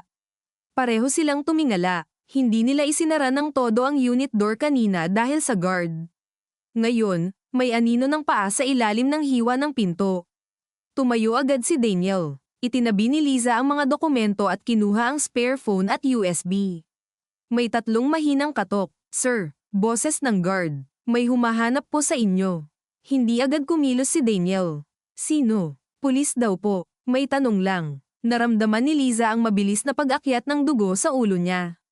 Masyadong mabilis. Masyadong eksakto. Tumingin siya kay Daniel at sa isang kisap mata, nagkaintindihan sila nang hindi kailangan ng paliwanag. May nauna nang nakakilos. Maingat na lumabas si Daniel sa kwarto. Iniwang bahagyang bukas ang pinto. Naririnig ni Liza ang mga boses sa sala, mahina ngunit tensyonado. Sir, police follow-up lang po sa hit-and-run victim. Hindi si Mendoza ang boses. Iba, mas bata, mas formal. Sumilip siya mula sa siwang at nakita ang 2 lalaking naka-civilian jacket ngunit may lanyard. Sa likod nila, ang guard ay mukhang hindi mapakali. May report na may personal documents daw na kailangang i-secure related sa victim, sabi nung isa. Sino ang nag-report? Tanong ni Daniel. Procedure lang po. Baka pwedeng pumasok. Maliit na bagay lang iyon, pero sapat para makumpirma ni Liza na hindi ito simpleng follow-up. Walang matinong investigador ang basta aakyat sa kondo ng biktima ng madaling araw para lang mag-secure ng dokumento ng walang warrant o formal na coordination. Lumapit siya sa pintuan ng kwarto at malamig na nagsalita. Anong station kayo? Napalingon ang 2 lalaki. Saglit na natigilan ang mas bata, marahil hindi inaasahang may ibang tao. QC District Team po, ma'am. Nasa Pasig tayo, diretso niyang sagot. Walang nakapagsalita agad. Kumunat ang noo ng guard. Kita sa mukha nito na doon lang din pumasok ang tanong. Transfer coordination po, sablay na dugtong ng lalaki. Sapat na iyon. Labas, sabi ni Liza, hindi malakas ngunit matigas. Kung may kailangan kayong kunin, bumalik kayo na may proper authority at endorsed sa building admin at pamilya. Ngayon, labas. Kumapal ang katahimikan. Tumingin ang 2 lalaki sa isa't isa, timbang ang sitwasyon. Hindi sila pumasok, hindi rin sila umalis agad. Ito ang klase ng ilang segundong mas mahaba kaysa 1 minuto kapag alam mong pwedeng pamitik sa maling direksyon. Sa huli, umatras ang mas matangkad. Sige po, babalik na lang kami. Ngunit nang magsara ang pinto, agad na lumapit si guard at bumulong, "Ma'am, sir, hindi ko po kilala yon." Hindi rin po sila dumaan sa lobby logbook. Nagpasalamat si Daniel at inilock ang pinto ng buo. Pagbalik niya sa kwarto, mas mapatla na siya. Hindi na tayo pwedeng magtagal. Tumango si Liza. Mabilis ngunit maingat nilang kinuha ang lahat ng laman ng kahon maliban sa ilang walang saysay na papel na iniwan para hindi halatang nabuksan.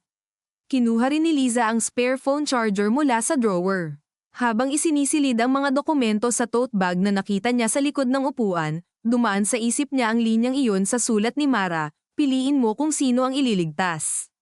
Napakasama nga pakinggan. Ngunit mas masama dahil totoo. Kung ilalabas nila ito, masasangkot si Celia. Posibleng si Daniel. Posibleng masira si Nico sa hiya at galit sa sariling pamilya. Kung itatago naman nila, may mga taong matagal nang nasagasaan ng sistemang ito na muling mapapatahimik. Walang pagpiling malinis. Walang aksyong hindi may kapalit. Paglabas nila ng unit, mas malamig ang hallway kaysa kanina. O baka sila lang ang mas nanginginig ngayon. Habang pababa ng elevator, sumilip si Liza sa maliit na siwang sa pagsasara ng pinto at nakita niya sa dulo ng koridor ang 2 aninong nakatayo malapit sa fire exit, parehong hindi gumagalaw. Hindi niya masiguro kung sila ay yung lalaking nagpakilalang pulis. Hindi na niya gustong siguruhin. Pagdating sa ground floor, nagmadali silang lumabas ng lobby. Hindi tumakbo. Hindi pwedeng magmukhang may tinatago, kahit na iyon nga ang ginagawa nila. Ngunit pagkapasok pa lang sa kotse at pagsara ng pinto, sa kanya naramdaman na nanginginig pala ang mga kamay niya. Inilapag niya ang tote bag sa kondongan at mahigpit na niyakap. "Saan tayo?" tanong ni Daniel habang pinapander ang makina. Tumingin siya sa bag, saka sa madilim na kalsada sa harap nila.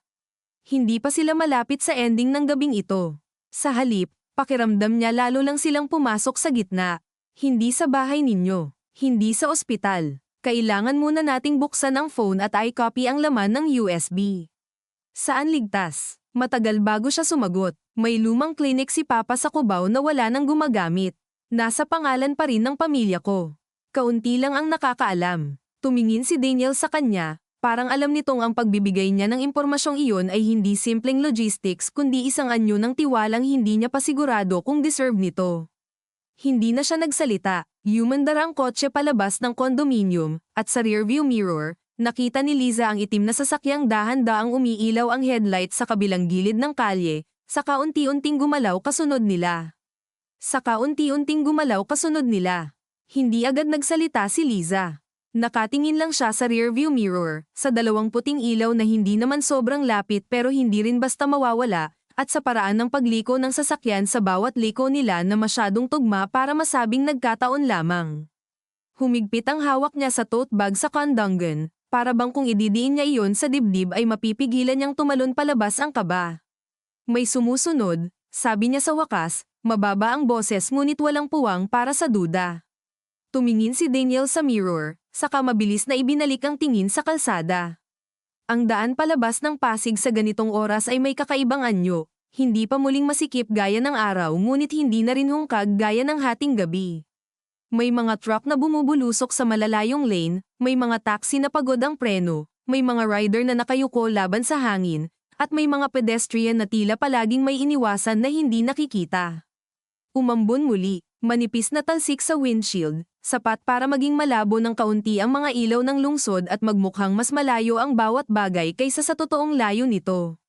"Sigurado ka?" tanong ni Daniel, pero ang tono niya ay hindi talagang nagtatanong kundi humihingi ng dahilan para hindi tuluyang mataranta. 3 liko na tayong pinagdadaanan. Nandoon pa rin. Walang sagot si Daniel. Sa halip, lumipat siya ng lane nang hindi masyadong halata, saka biglang kumaliwa sa mas maliit na kalye na puno ng saradong talyer at hardware. Sumunod ang itim na sasakyan pagkaraan ng ilang segundo. Sapat na iyon. Putik, mahinang mura niya. Naramdaman ni Liza ang malamig na pawis sa likod ng leeg. Sa isip niya, mabilis na naglalaban ang 2 instinct. Ang una ay ang propesyonal na bahagi niyang sinanay mag-isip sa pressure, huwag magpanik, i-assess ang options, Panatilihin ang control sa boses at kilos. Ang ikalawa ay mas primal, itago ang bag, iligtas ang ebidensya, huwag hayaang ma-corner. Ngunit sa ilalim ng dalawang iyon ay may mas masakit na ugat ng takot na hindi para sa sarili niya kundi para sa domino effect ng lahat ng ito. Kung mahuli sila, hindi lang mga dokumento ang mawawala. Mawawala rin ang natitirang manipis na tsansa na malaman ni Nico kung sino talaga ang ina niya sa huling bahagi ng buhay nito. Mawawala ang pagkakataong may layo si Celia sa ganap na pagkakasangkot o, kung hindi man may layo, mabigyan man lang ng pagkakataong harapin ang totoo ng may oras.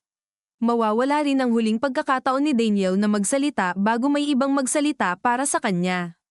Magdiretso ka sa mas matao, sabi niya.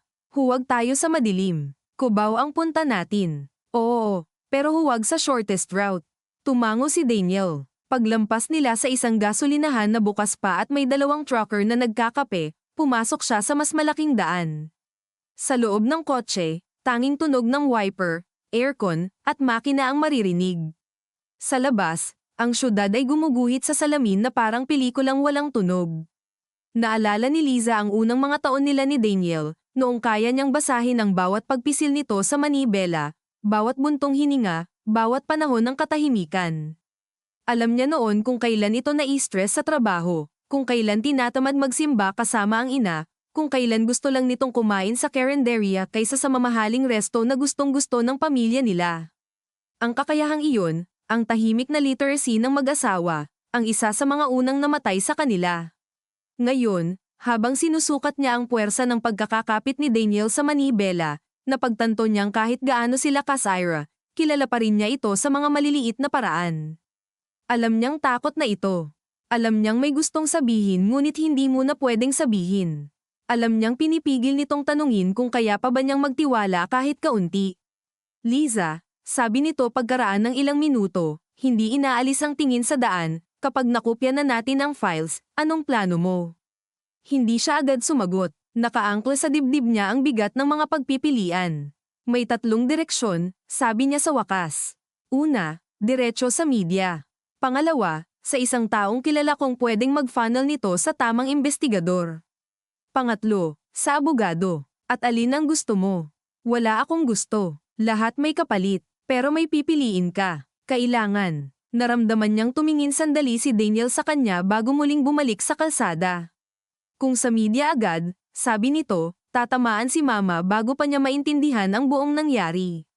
At kung hindi agad, baka mawala ang ebidensya bago pa makarating sa tamang tao.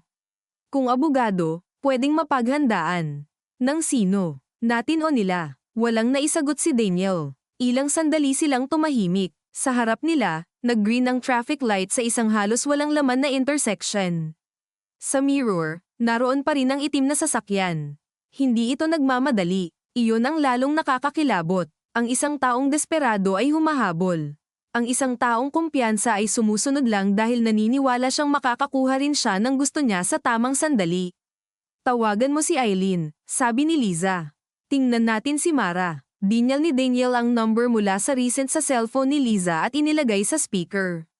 2 ring bago sumagot ang nurse. Doc, kumusta siya? Tanong ni Liza. Sa likod ng boses ni Eileen ay maririnig ang mahihinang beep, yabag ng rubber shoes sa hospital floor, at isang intercom announcement na hindi maintindihan.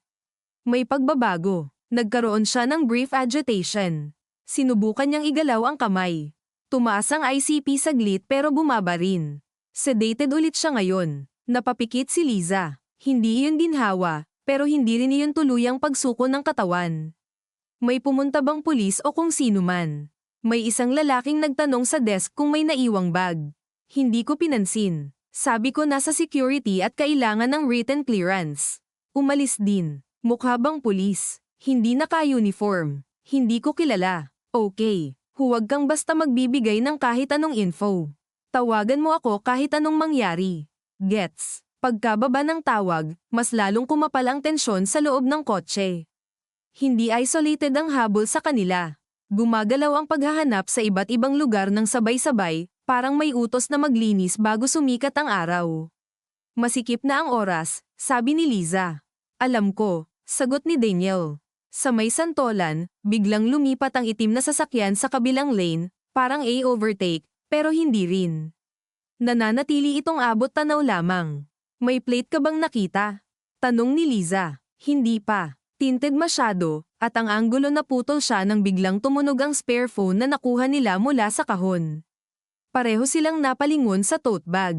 Matalim ang tunog, luma, parang ringtone na matagal nang hindi naririnig, bagay na hindi mo iisip may bigat pero sa gabing iyon ay parang alarma ng bomba.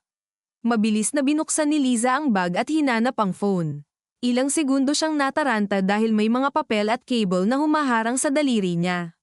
Nang makita niya ito, nanginginig ang kamay niya. Walang contact name.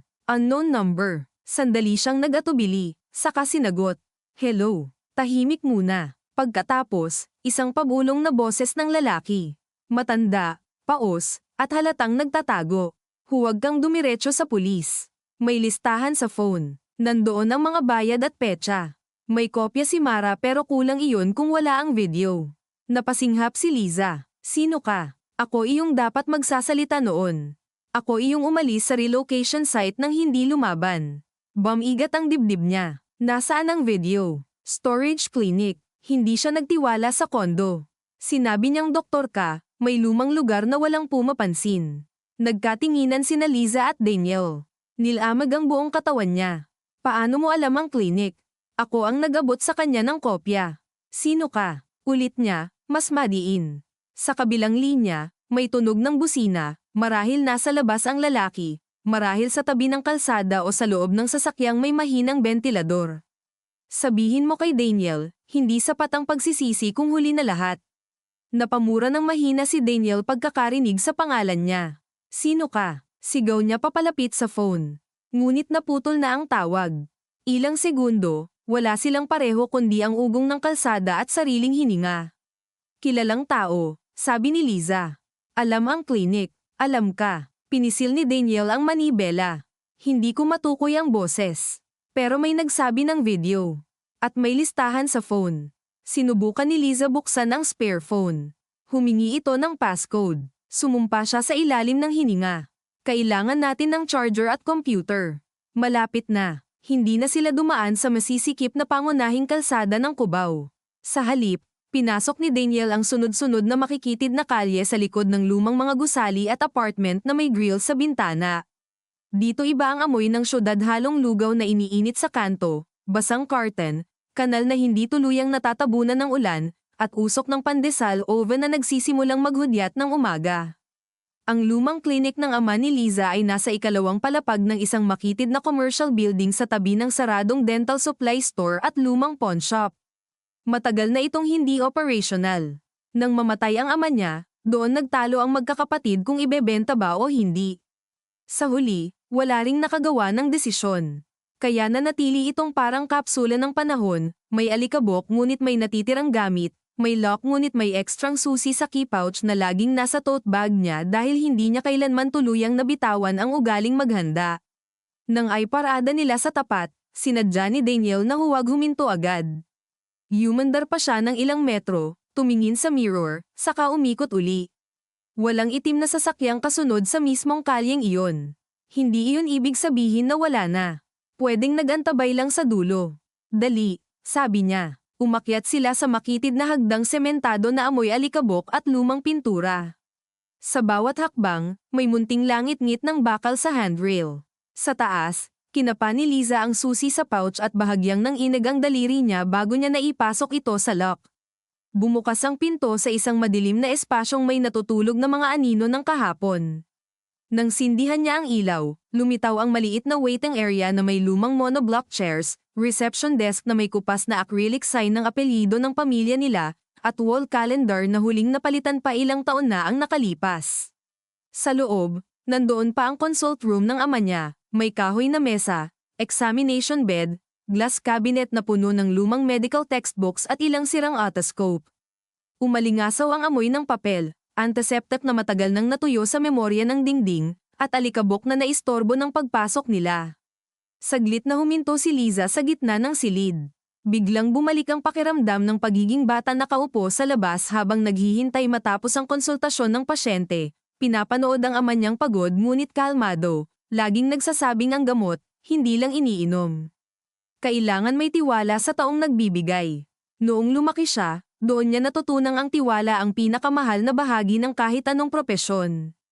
At ngayong gabing ito, nandito siya sa lugar ng ama niya, hawak ang ebidensya ng mga taong sumire sa tiwalang iyon sa mas malawak na paraan. May kuryente pa pala, sabi ni Daniel, bahagyang humihingal. Minimal utility lang. Hindi ko kinansela, sagot ni Liza. Ipinatong niya ang tote bag sa lumang mesa. Mula sa drawer, nakakita siya ng extension cord. Sa isa pang cabinet, may lumang laptop bag na dati niyang iniwan dito noong residency days kapag gusto niyang magbasa sa tahimik na lugar. Binuksan niya. Nandoon pa ang laptop, luma pero may charger. Swerte, sabi ni Daniel. Hindi ko tatawaging swerte ang gabing ta. Gayunman, nang magbot ang laptop at umilo ang screen, parang may maliit na himala pa ring naganap sa gitna ng lahat. Isinaksak niya ang USB. Habang nagluluwad ang folders, ikinabit niya rin ang charger ng spare phone. Sa labas ng bintanang may jealousy, nagsisimula ng pumusyaw ang itim ng langit. Hindi pa sikat ang araw, ngunit ang kulay ng madaling araw ay sumisingit na sa pagitan ng mga bubong at billboard, iyong oras kung kailan mas lalong lumalabas ang dumi ng syudad dahil wala pang matinding liwanag para pakinisin ito. Isa-isang lumitaw ang file names sa screen. Transfers 2019 hanggang 2025, North Triangle Maps, Relocation Testimonies, at isang folder na pinangalanang kung sakali. Nilunok ni Liza ang kaba at iyon ang unang binuksan.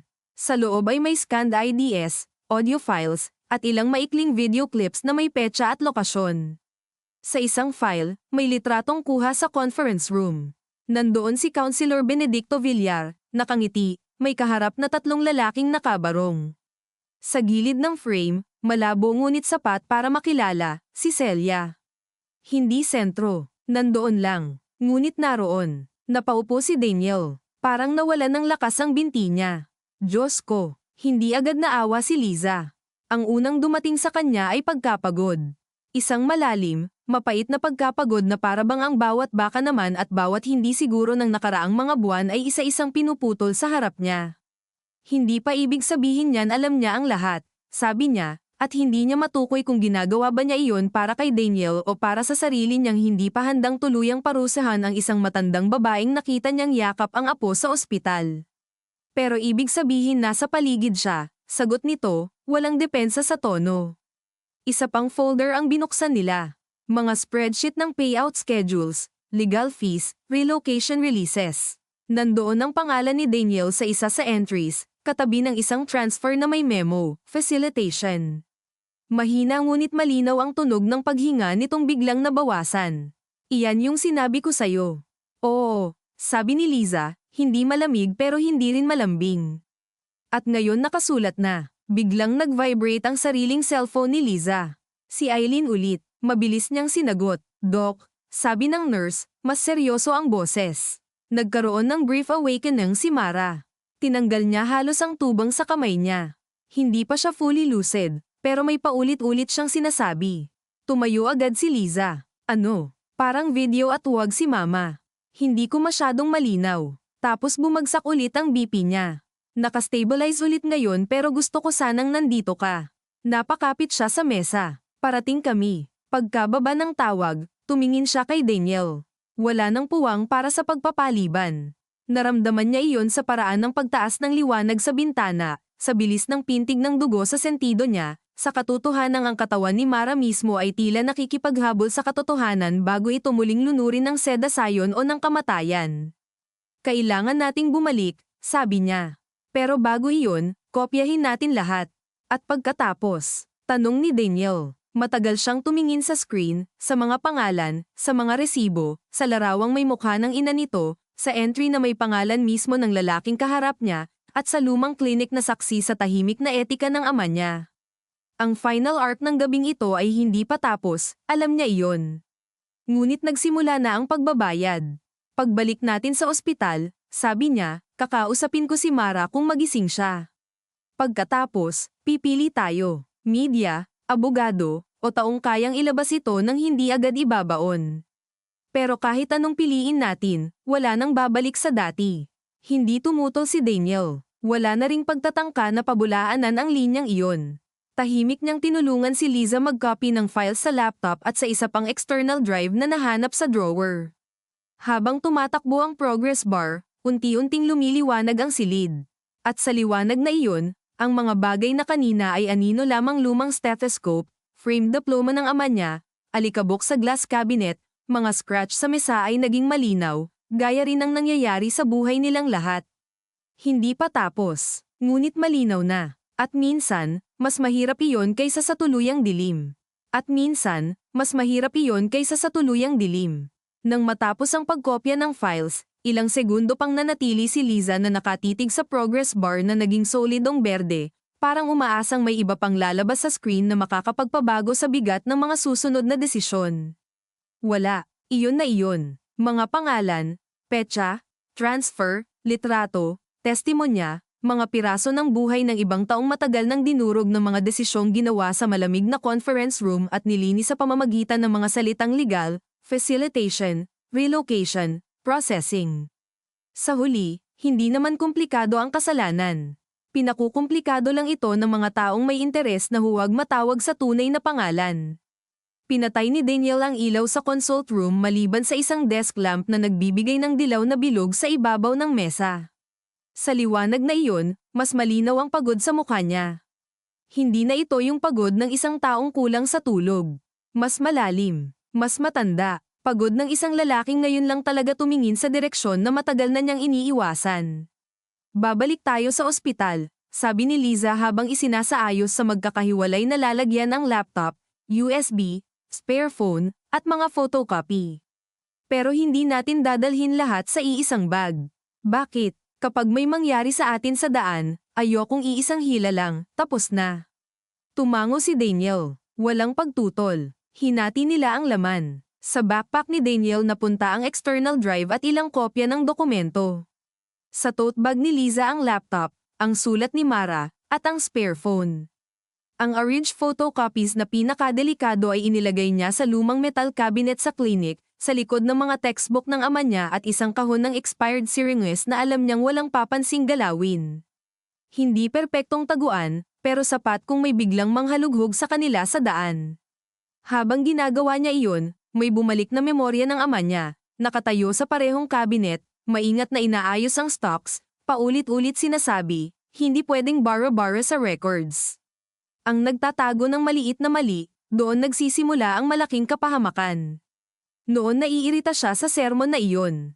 Ngayon, parang huli na ang lahat para maging simple ulit ang pagiging maingat. Pagbaba nila ng hagdan mula sa klinik, mas maliwanag na ang langit ngunit hindi pa sumisikat ng buo ang araw. Maputlang bughaw na humahalo sa maruming abo ng umaga sa lungsod. May mga nagbubukas ng tindahan. May mag-asawang nagwawalis sa tapat ng bakery. May jeep na walang pasahero pang dumaan na kumalanseng ang bakal sa bawat lubak. Ang ordinaryo ng paligid ang lalo niyang ikinabigat, dahil habang nagpapatuloy ang syudad sa ritmong kabisado nito, may mga buhay na papasok sa panibagong anyo ng pagkawasak bago patuluyang mag-almusal ang karamihan. Sumakay sila sa kotse ng mas maingat kaysa kanina. Bago pa man ay start ni Daniel ang makina, umilo ang cellphone nito. Si Celia. Nagkatinginan sila ni Liza. Sinagot niya, naka-loudspeaker. Ma, sa kabilang linya, hindi agad ang boses ni Celia ang narinig kundi ang magulong tunog ng hospital corridor, may yabag, may mga boses, may malayong anunsyo. Pagkatapos, humabol ang pigil na boses ng matandang babae. Nasaan kayo? Nagising si Mara. Napatuwid si Liza. Fully. Hindi ko alam ang tawag nyo riyan. Pero mulat, umiiyak, at hinahanap kayong dalawa. Hindi na nagsayang ng isa pang segundo si Daniel. Pinatakbo niya ang sasakyan. Habang lumalabas sila sa kubaw at pumapasok sa mas malawak na kalsada pabalik ng ospital, napakapit si Liza sa seatbelt at pinilit ayusin sa isip ang mga susunod na minuto. Bilang doktor, alam niya na ang brief awakening ng isang pasyenteng tulad ni Mara ay maaaring panandalian, magulo, deliryoso, at pwedeng maputol anumang oras. Bilang tao, alam niyang maaaring iyon na ang huling malinaw na sandali ng babae. At kung ganoon nga, ang bawat salitang lalabas dito ay magiging kutsilyo o susi. Pwedeng magligtas, pwedeng tuluyang Samira. Kapag nagtanong siya, sabi ni Daniel habang nakatingin sa daan, sasagutin ba natin ang totoo? Anong totoo? Na nakita na natin. Oo, lahat. Tumingin si Liza sa profile nito. May punto pa bang magtago? Hindi sumagot si Daniel. At sa hindi pagsagot na iyon, ramdam ni Liza na naunawaan na rin ito sa wakas ang pinakapayak na katotohanan ng gabing ito, hindi na sila humahabol para kontrolin ang kwento. Humahabol na lang sila para hindi tuluyang maaga sa kanila ang pagkakataong magsalita bago may ibang gumawa ng bersyon. Pagdating nila sa ospital, mas magulo na ang paligid kumpara sa madaling araw. May mga bagong shift, mas maraming bantay, mas mahaba ang pila sa cashier at pharmacy, mas malakas ang tunog ng trolley wheels at tinig ng mga taong kulang sa tulog. Ngunit sa gitna ng karaniwang kaguluhan ng umaga sa pampublikong ospital, may kakaibang konsentrasyon ng tensyon sa paligid ng Aiko. Nandoon si Nico, namumutla at nakatayo sa halip na nakaupo, parang may isang hibla na lang ang pumipigil sa kanya sa pagtakbo papasok. Nandoon si Celia, tuwid pa rin ngunit nangingitim ang ilalim ng mata. Nandoon si Eileen, na paglapit pa lang ni Liza ay agad nagsalita. Stable siya for now, pero hindi magtatagal ang lucidity. Pupunta ka. Tumango si Liza. Bago siya tuluyang pumasok, hinawakan siya ni Nico sa bisig. Mahigpit ngunit hindi marahas, desperado lang. Tita, sabi nito, basag ang boses, sabihin niyo sa akin ang totoo. May tinatago ba si Mama? Napatingin siya sa bata. Sa tanong na iyon nakatayo ang mismong problema ng lahat ng matatanda sa paligid ang mahabang tradisyon ng pagtatago sa ngalan ng proteksyon, hiya, pangalan ng pamilya, tamang timing, mas mabuting hindi alam. Ilang henerasyon na ba ang nasira dahil sa kaisipang iyan?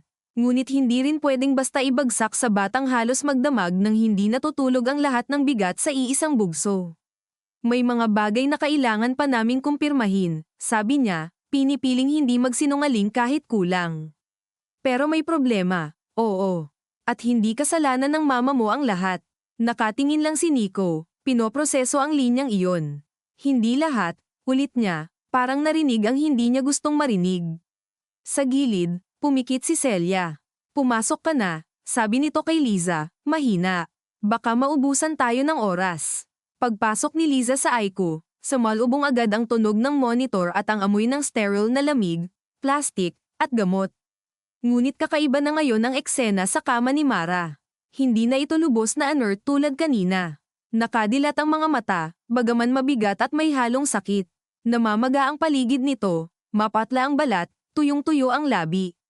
May tubo pa rin sa ilong, may mga linya sa braso, may monitor cables sa dibdib, ngunit sa gitna ng lahat ng iyon ay malinaw na gising siya sa paraang hindi na kayang itago ng makina. Nang makita si Liza, bahagyang gumalaw ang mga mata nito at pumasok ang isang kakaibang halo ng relief at pangamba.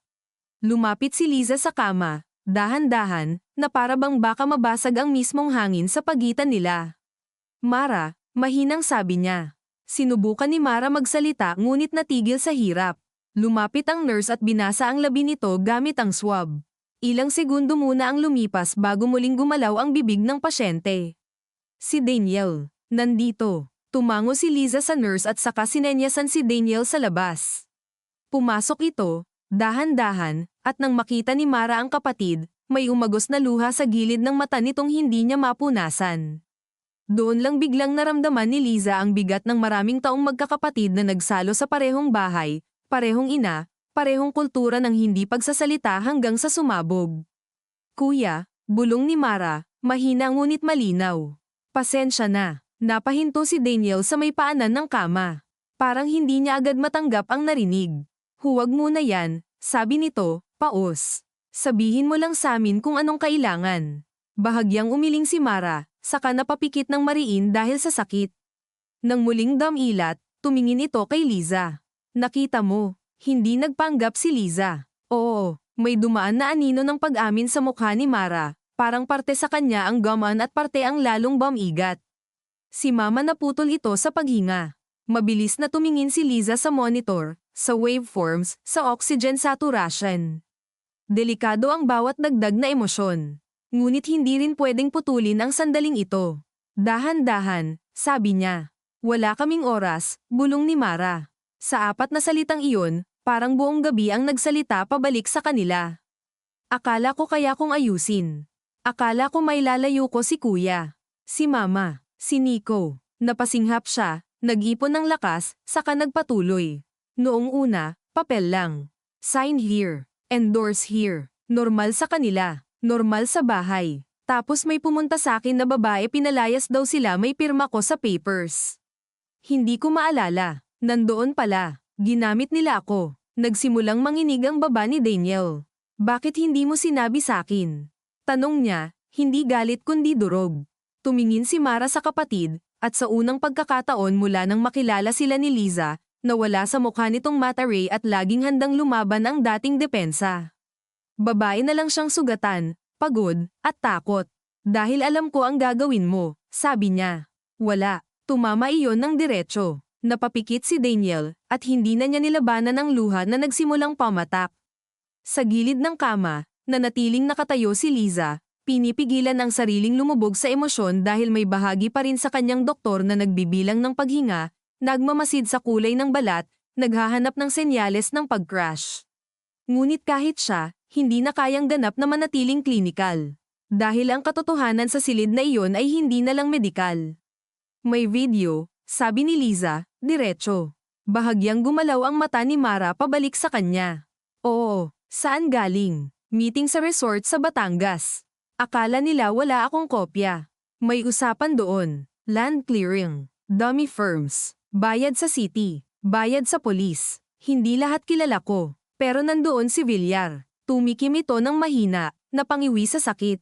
At si Mama. Napakahabang segundo ang lumipas. Wala nang sino man sa silid ang gumalaw. Maging ang tunog ng monitor ay parang mas malakas kaysa dati. Hindi niya alam lahat, bulong ni Mara sa wakas. Pero alam niyang madumi. Ayaw lang niyang makita. Pinapirma siya sa shares. Sabi investment, para sa future ni Nico. Para sa pamilya. Laging para sa pamilya. Nang marinig iyon, napahawak si Daniel sa gilid ng kama, yumukod, at parang kinailangan niyang sumandal para hindi bumigay ang katawan. Hindi inosente si Celia. Ngunit hindi rin siya ang utak. Kasangkot ngunit hindi ganap na may kontrol. Ganoon kadalas mabuo ang trahedya sa pamilyang Pilipino, hindi laging may iisang halimaw.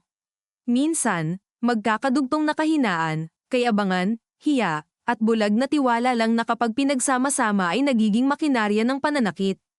Sino ang bumangga sa'yo? Tanong ni Liza. Huminga ng mababaw si Mara. Hindi ko nakita ng buo. Pero may tawag ako kay Benedicto bago ako umalis. Akala ko makikipag-ayos. Gusto ko nang ilabas. Alam niya. Kumuyam ang panga ni Liza. Hindi kailangan ng kompletong pag-amin para malaman kung gaano kalalim ang peligro. Mara, sabi niya, mas mahina ngayon, may kopya kami. Pero kailangan naming magdesisyon. Tumingin si Mara sa kanya na parang nakikita hindi lang ang kasalukuyan kundi pati ang lahat ng sigaw, insulto, at pananahimik na nangyari sa pagitan nila noong hindi pa ganito kalaki ang pusta. Ikaw ang magdesisyon, bulong nito. Hindi si Kuya. Hindi si Mama. Ikaw. Bakit ako? Nagtagal ang sagot. Luha muna ang lumabas, saka isang pilit ng ngiti na halos wala ng lakas. Kasi ikaw lang ang may kakayahang masaktan at gawin pa rin ang tama. Parang may humigpit sa dibdib ni Liza. Sa dami ng galit na inipon niya laban kay Mara, hindi niya inasahang ang pinakamabigat na ipapasa nito ay tiwala. Tiwalang huli na, halos, ngunit totoo. Sa labas ng Aiko glass wall, nakita niya ang mga hugis ni Nico at Celia. Naghihintay. Walang alam sa eksaktong mga salitang dumadaloy sa loob, ngunit alam na may nabubuong hatol ang oras sa pagitan nila. Muling nagsalita si Mara, mas hirap na ngayon. Huwag niyo siyang hayaang magsinungaling pa kay Nico. Hindi malinaw kung sino ang tinutukoy na to, si Daniel, si Celia, o ang buong pamilya. Marahil lahat, at huwag niyo kong gawing mabuti.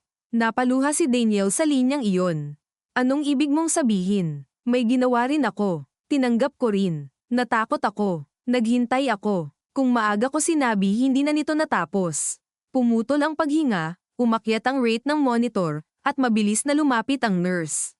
Dok, babala nito. Agad umaktibo si Liza. Isang kisap mata lang, bumalik ang katawan niya sa trained response. Step back, utos niya kay Daniel. Sinuri niya ang pupils, ang BP, ang saturation. Naroon na naman ang hangganan sa pagitan ng pag-uusap at pagliligtas, at sa bawat pagkakataon na tumatawid siya roon, pakiramdam niya may bahagi ng sarili niyang pinipilas. Nagbigay ang nurse ng gamot. Nag-adjust ng oxygen support. Unti-unting bumagal ang agitasayon ni Mara, ngunit sa pagbabagong iyon ay malinaw ding paalis na muli ang lucid moment. Humabol si Mara ng isa pang bulong, halos hangin na lang. Si Nico lumapit si Daniel. Ako na, sabi nito, umiiyak na hayagan ngayon. Ako na. Hindi alam ni Liza kung pangako ba iyon o simpleng desperasyon, ngunit alam niyang narinig iyon ni Mara dahil bahagyang gumalaw ang mga mata nito na parang may huling hinahanap na kumpirmasyon. Pagkaraan ng ilang sandali, muling nilamon ng pagod at gamot ang kamalayan nito. Hindi siya patay, ngunit wala na siya roon sa paraang pwedeng kausapin pa. Paglabas nila ng Aiko, parang ibang mundo ang hallway. Mas maliwanag na, mas maingay, mas ordinaryo. Ngunit sa kanilang apat, wala nang ordinaryo. Nakatayo si Nico agad. Anong sabi ni Mama? Walang sino man ang sumagot kaagad. Tumingin si Daniel kay Liza, hindi para ipaubaya, kundi para humingi ng huling direksyon. Doon naunawaan ni Liza na heto na ang tunay na desisyon, mas mahirap pa kaysa media o abogado o pulis. Ang unang katotohanang ihahain sa loob ng pamilya. Tumingin siya kay Celia. Ang matandang babae ay mapatlang ngunit tuwid pa rin, ngunit sa likod ng tikas na iyon ay kita na ang panginginig ng kamay sa pagkakahawak sa bag. Alam na nito marahil sa sarili niya ang sapat para matakot sa sagot. Kailangan nating umupo, sabi ni Liza. Dinala niya sila sa mas tahimik na family consultation room, maliit, malamig, may mesa at apat na upo ang bakal na may manipis na foam. Isinara niya ang pinto, walang takas sa loob ng silid na iyon. Umupo si Nico sa pinakadulo, nakaabang ang buong katawan. Umupo si Celia ng dahan-dahan, parang bawat buto ay may biglang timbang. Hindi umupo agad si Daniel. Nakatayo muna, nakayuko, dalawang kamay sa likod ng upuan. Si Liza ang huling nagsalita. Hindi niya inilatag ang lahat ng detalye. Hindi niya binasa ang mga dokumento. Ngunit hindi rin siya nagsinungaling. May mga papeles si Mara na nagpapakitang may ilegal at maduming transaksyon sa isang redevelopment project. May mga pamilyang napahamak, may mga taong binayaran, at may pangalan ng mga taong malapit sa inyo. Naramdaman niya ang pag-igting ni Nico. Narinig niya ang paghigop ng hangin ni Celia. Kasama ba si Mama? Tanong ng bata, direkta, mapait, mas mabilis pa sa inaasahan ng lahat. Pumikit si Celia. Hindi si Liza ang sumagot. Si Daniel. Oo, sabi niya, paus. At ako rin. Tila nag-iba ang hugis ng silid sa isang iglap. Si Nico ay hindi agad nagsalita. Tumingin lang siya sa tiyuhin niya, pagkatapos sa lola niya, pagkatapos sa mesa sa pagitan nila na parang doon niya makikita ang paliwanag. Hindi ko alam lahat, dagdag agad ni Daniel, at nakita ni Liza ang pagkasuklam sa sarili sa mismong boses nito, pero hindi sapat iyon. May pera akong tinanggap, hindi ko tinanong ng sapat. At si Mama hindi niya naituloy. Si Celia ang gumawa noon para sa sarili niya. Pinirmahan ko, sabi nito, halos pabulong. Sabi investment, sabi legal. Pero oo, alam kong may mali. Ayoko lang malaman kung gaano kasama. Tumitig si Nico sa lola niya. Bakit? Isang simpleng tanong, ngunit sa apat na letrang iyon nakasiksik ang lahat. Bakit pera? Bakit pangalan? Bakit hindi kami? Bakit mas mahalaga ang hiyakay sa tama? Bakit kailangang si Mama pa ang mag-isa para sa malaw? Umiling si Celia, at sa wakas nabasag ang matigas niyang tindig. Dahil duwag ako, sabi niya. Dahil akala ko kaya kong saluhin basta tahimik lang. Dahil sanay kami na ang mahalaga, hindi mapahiya. Hindi bumagsak, hindi mawalan. At hindi ko na namalaya na matagal na pala tayong nawawalan. Umiyak si Nico, hindi malakas, hindi dramatiko, kundi yung uri ng iyak na pilit pinipigil dahil ayaw magmukhang bata ngunit mas masakit pakinggan dahil doon. Tapos si Mama ang nasagasaan. Walang sumagot, dahil totoo yun, at walang paliwanag na kayang buwagin ang diretsong linya sa isip ng isang anak. Sa huli, si Liza rin ang nagsalita, dahil may isang desisyon pa silang dapat gawin bago tuluyang lunurin ng guilt ang lahat. Ilalabas natin ito, sabi niya. Umangat ang tingin ni Daniel. Umangat din kay Celia. Hindi lahat agad sa media ngayon. Pero hindi ito itatago. Magbibigay tayo ng kopya sa reporter na kilala ko, at sa abogado na marunong humawak ng whistleblower evidence. Kapag may nangyari sa atin o sa mga files, may hawak na ang iba. At ako, tanong ni Celia, mapatla. Tiningnan siya ni Liza ng diretso. Ikaw ang pipili kung mauuna kang magsasalita ng totoo o hihintayin mong iba ang magsalita para sa'yo. Bumagsak ang balikat ng matandang babae. Hindi iyon pagsuko lang. Parang unang pagkakataon din niyang naramdaman ang edad niya, ang pagod na mga desisyong ginawa niyang parang administratibong pirma lang dati. Sasama ako, sabi niya matapos ang mahabang katahimikan. Kung may statement, kung may abogado, kung may kailangang pirmahan. Sasama ako. Tumingin si Daniel sa ina niya, at sa tinging iyon may halo ng awa, galit, at kalungkutan para sa isang buhay na itinayo sa anyo ng respeto ngunit may pundasyong bulag sa dumi. Ako rin, sabi niya. At kay Nico, dagdag ni Liza, wala nang kasinungalingan. Hindi na tayo uulit doon. Hindi tumango ang bata, hindi rin nagsalita, ngunit nanatili siyang nakatingin sa matatanda sa silid na para bang sinusukat kung may saysay pa bang maniwala. At iyon ang presyo. Hindi simpleng hiya, hindi lang kaso, hindi lang pera o kulong. Kundi ang unti-unting pagkawala ng kakayahan ng isang batang maniwala na may matatandang kayang pumili ng tama bago huli ang lahat. Makalipas ang isang oras, matapos ang mga tawag na kailangang gawin ng maingat, ang pagpapadala ng encrypted copies sa 2 taong pinili ni Liza, at ang tahimik ngunit konkretong pagpayag ni Daniel at Celia na ilagay ang kani-kanilang pangalan sa isang initial sworn account draft, bumalik siya sa Aiko para silipin si Mara. Tahimik na ulit ang katawan nito. Mahina pero regular ang tulong ng makina sa paghinga. Sa salamin ng bintana, nakikita niya ang refleksyon ng sarili doktor, dating asawa, anak, testigo, at ngayon tagapagdala ng pasyang hindi kanya pero siya ang pumili. Lumapit siya sa kama at marahang hinawakan ang gilid ng kumot. Hindi kita gagawing santo, bulong niya. Pero hindi rin kita hahayaang lunurin nila. Sa labas, sumisikat na ang araw sa ibabaw ng gusali ng ospital, walang pakialam sa hiya ng mga pamilya, sa mga dokumentong ipapasa, sa mga headline na maaaring lumabas, sa mga testimonyang kailangang buuin, sa mga relasyon na hindi na mababalik sa dati. Sa consultation room, naghihintay si Nico sa tabi ng lola niyang unti-unting natututong umupo ng walang sandata ng dignidad. Sa hallway, si Daniel ay may hawak na kape ngunit hindi iniinom, nakatitig sa sahig na para bang ngayon pa lang niya naririnig ng buo ang bigat ng sariling pangako sa kapatid. At sa gitna ng lahat, malinaw kay Liza na walang clean ending na darating. Maaaring mabuhay si Mara ngunit hindi na siya makakabalik sa dating anyo ng sarili niya. Maaaring makapagsalita sila at mailabas ang totoo, ngunit sisirain noon ang natitirang pangalan ng pamilya at ang ilusyon ni Nico na may ligtas na tahanan pa siyang babalikan.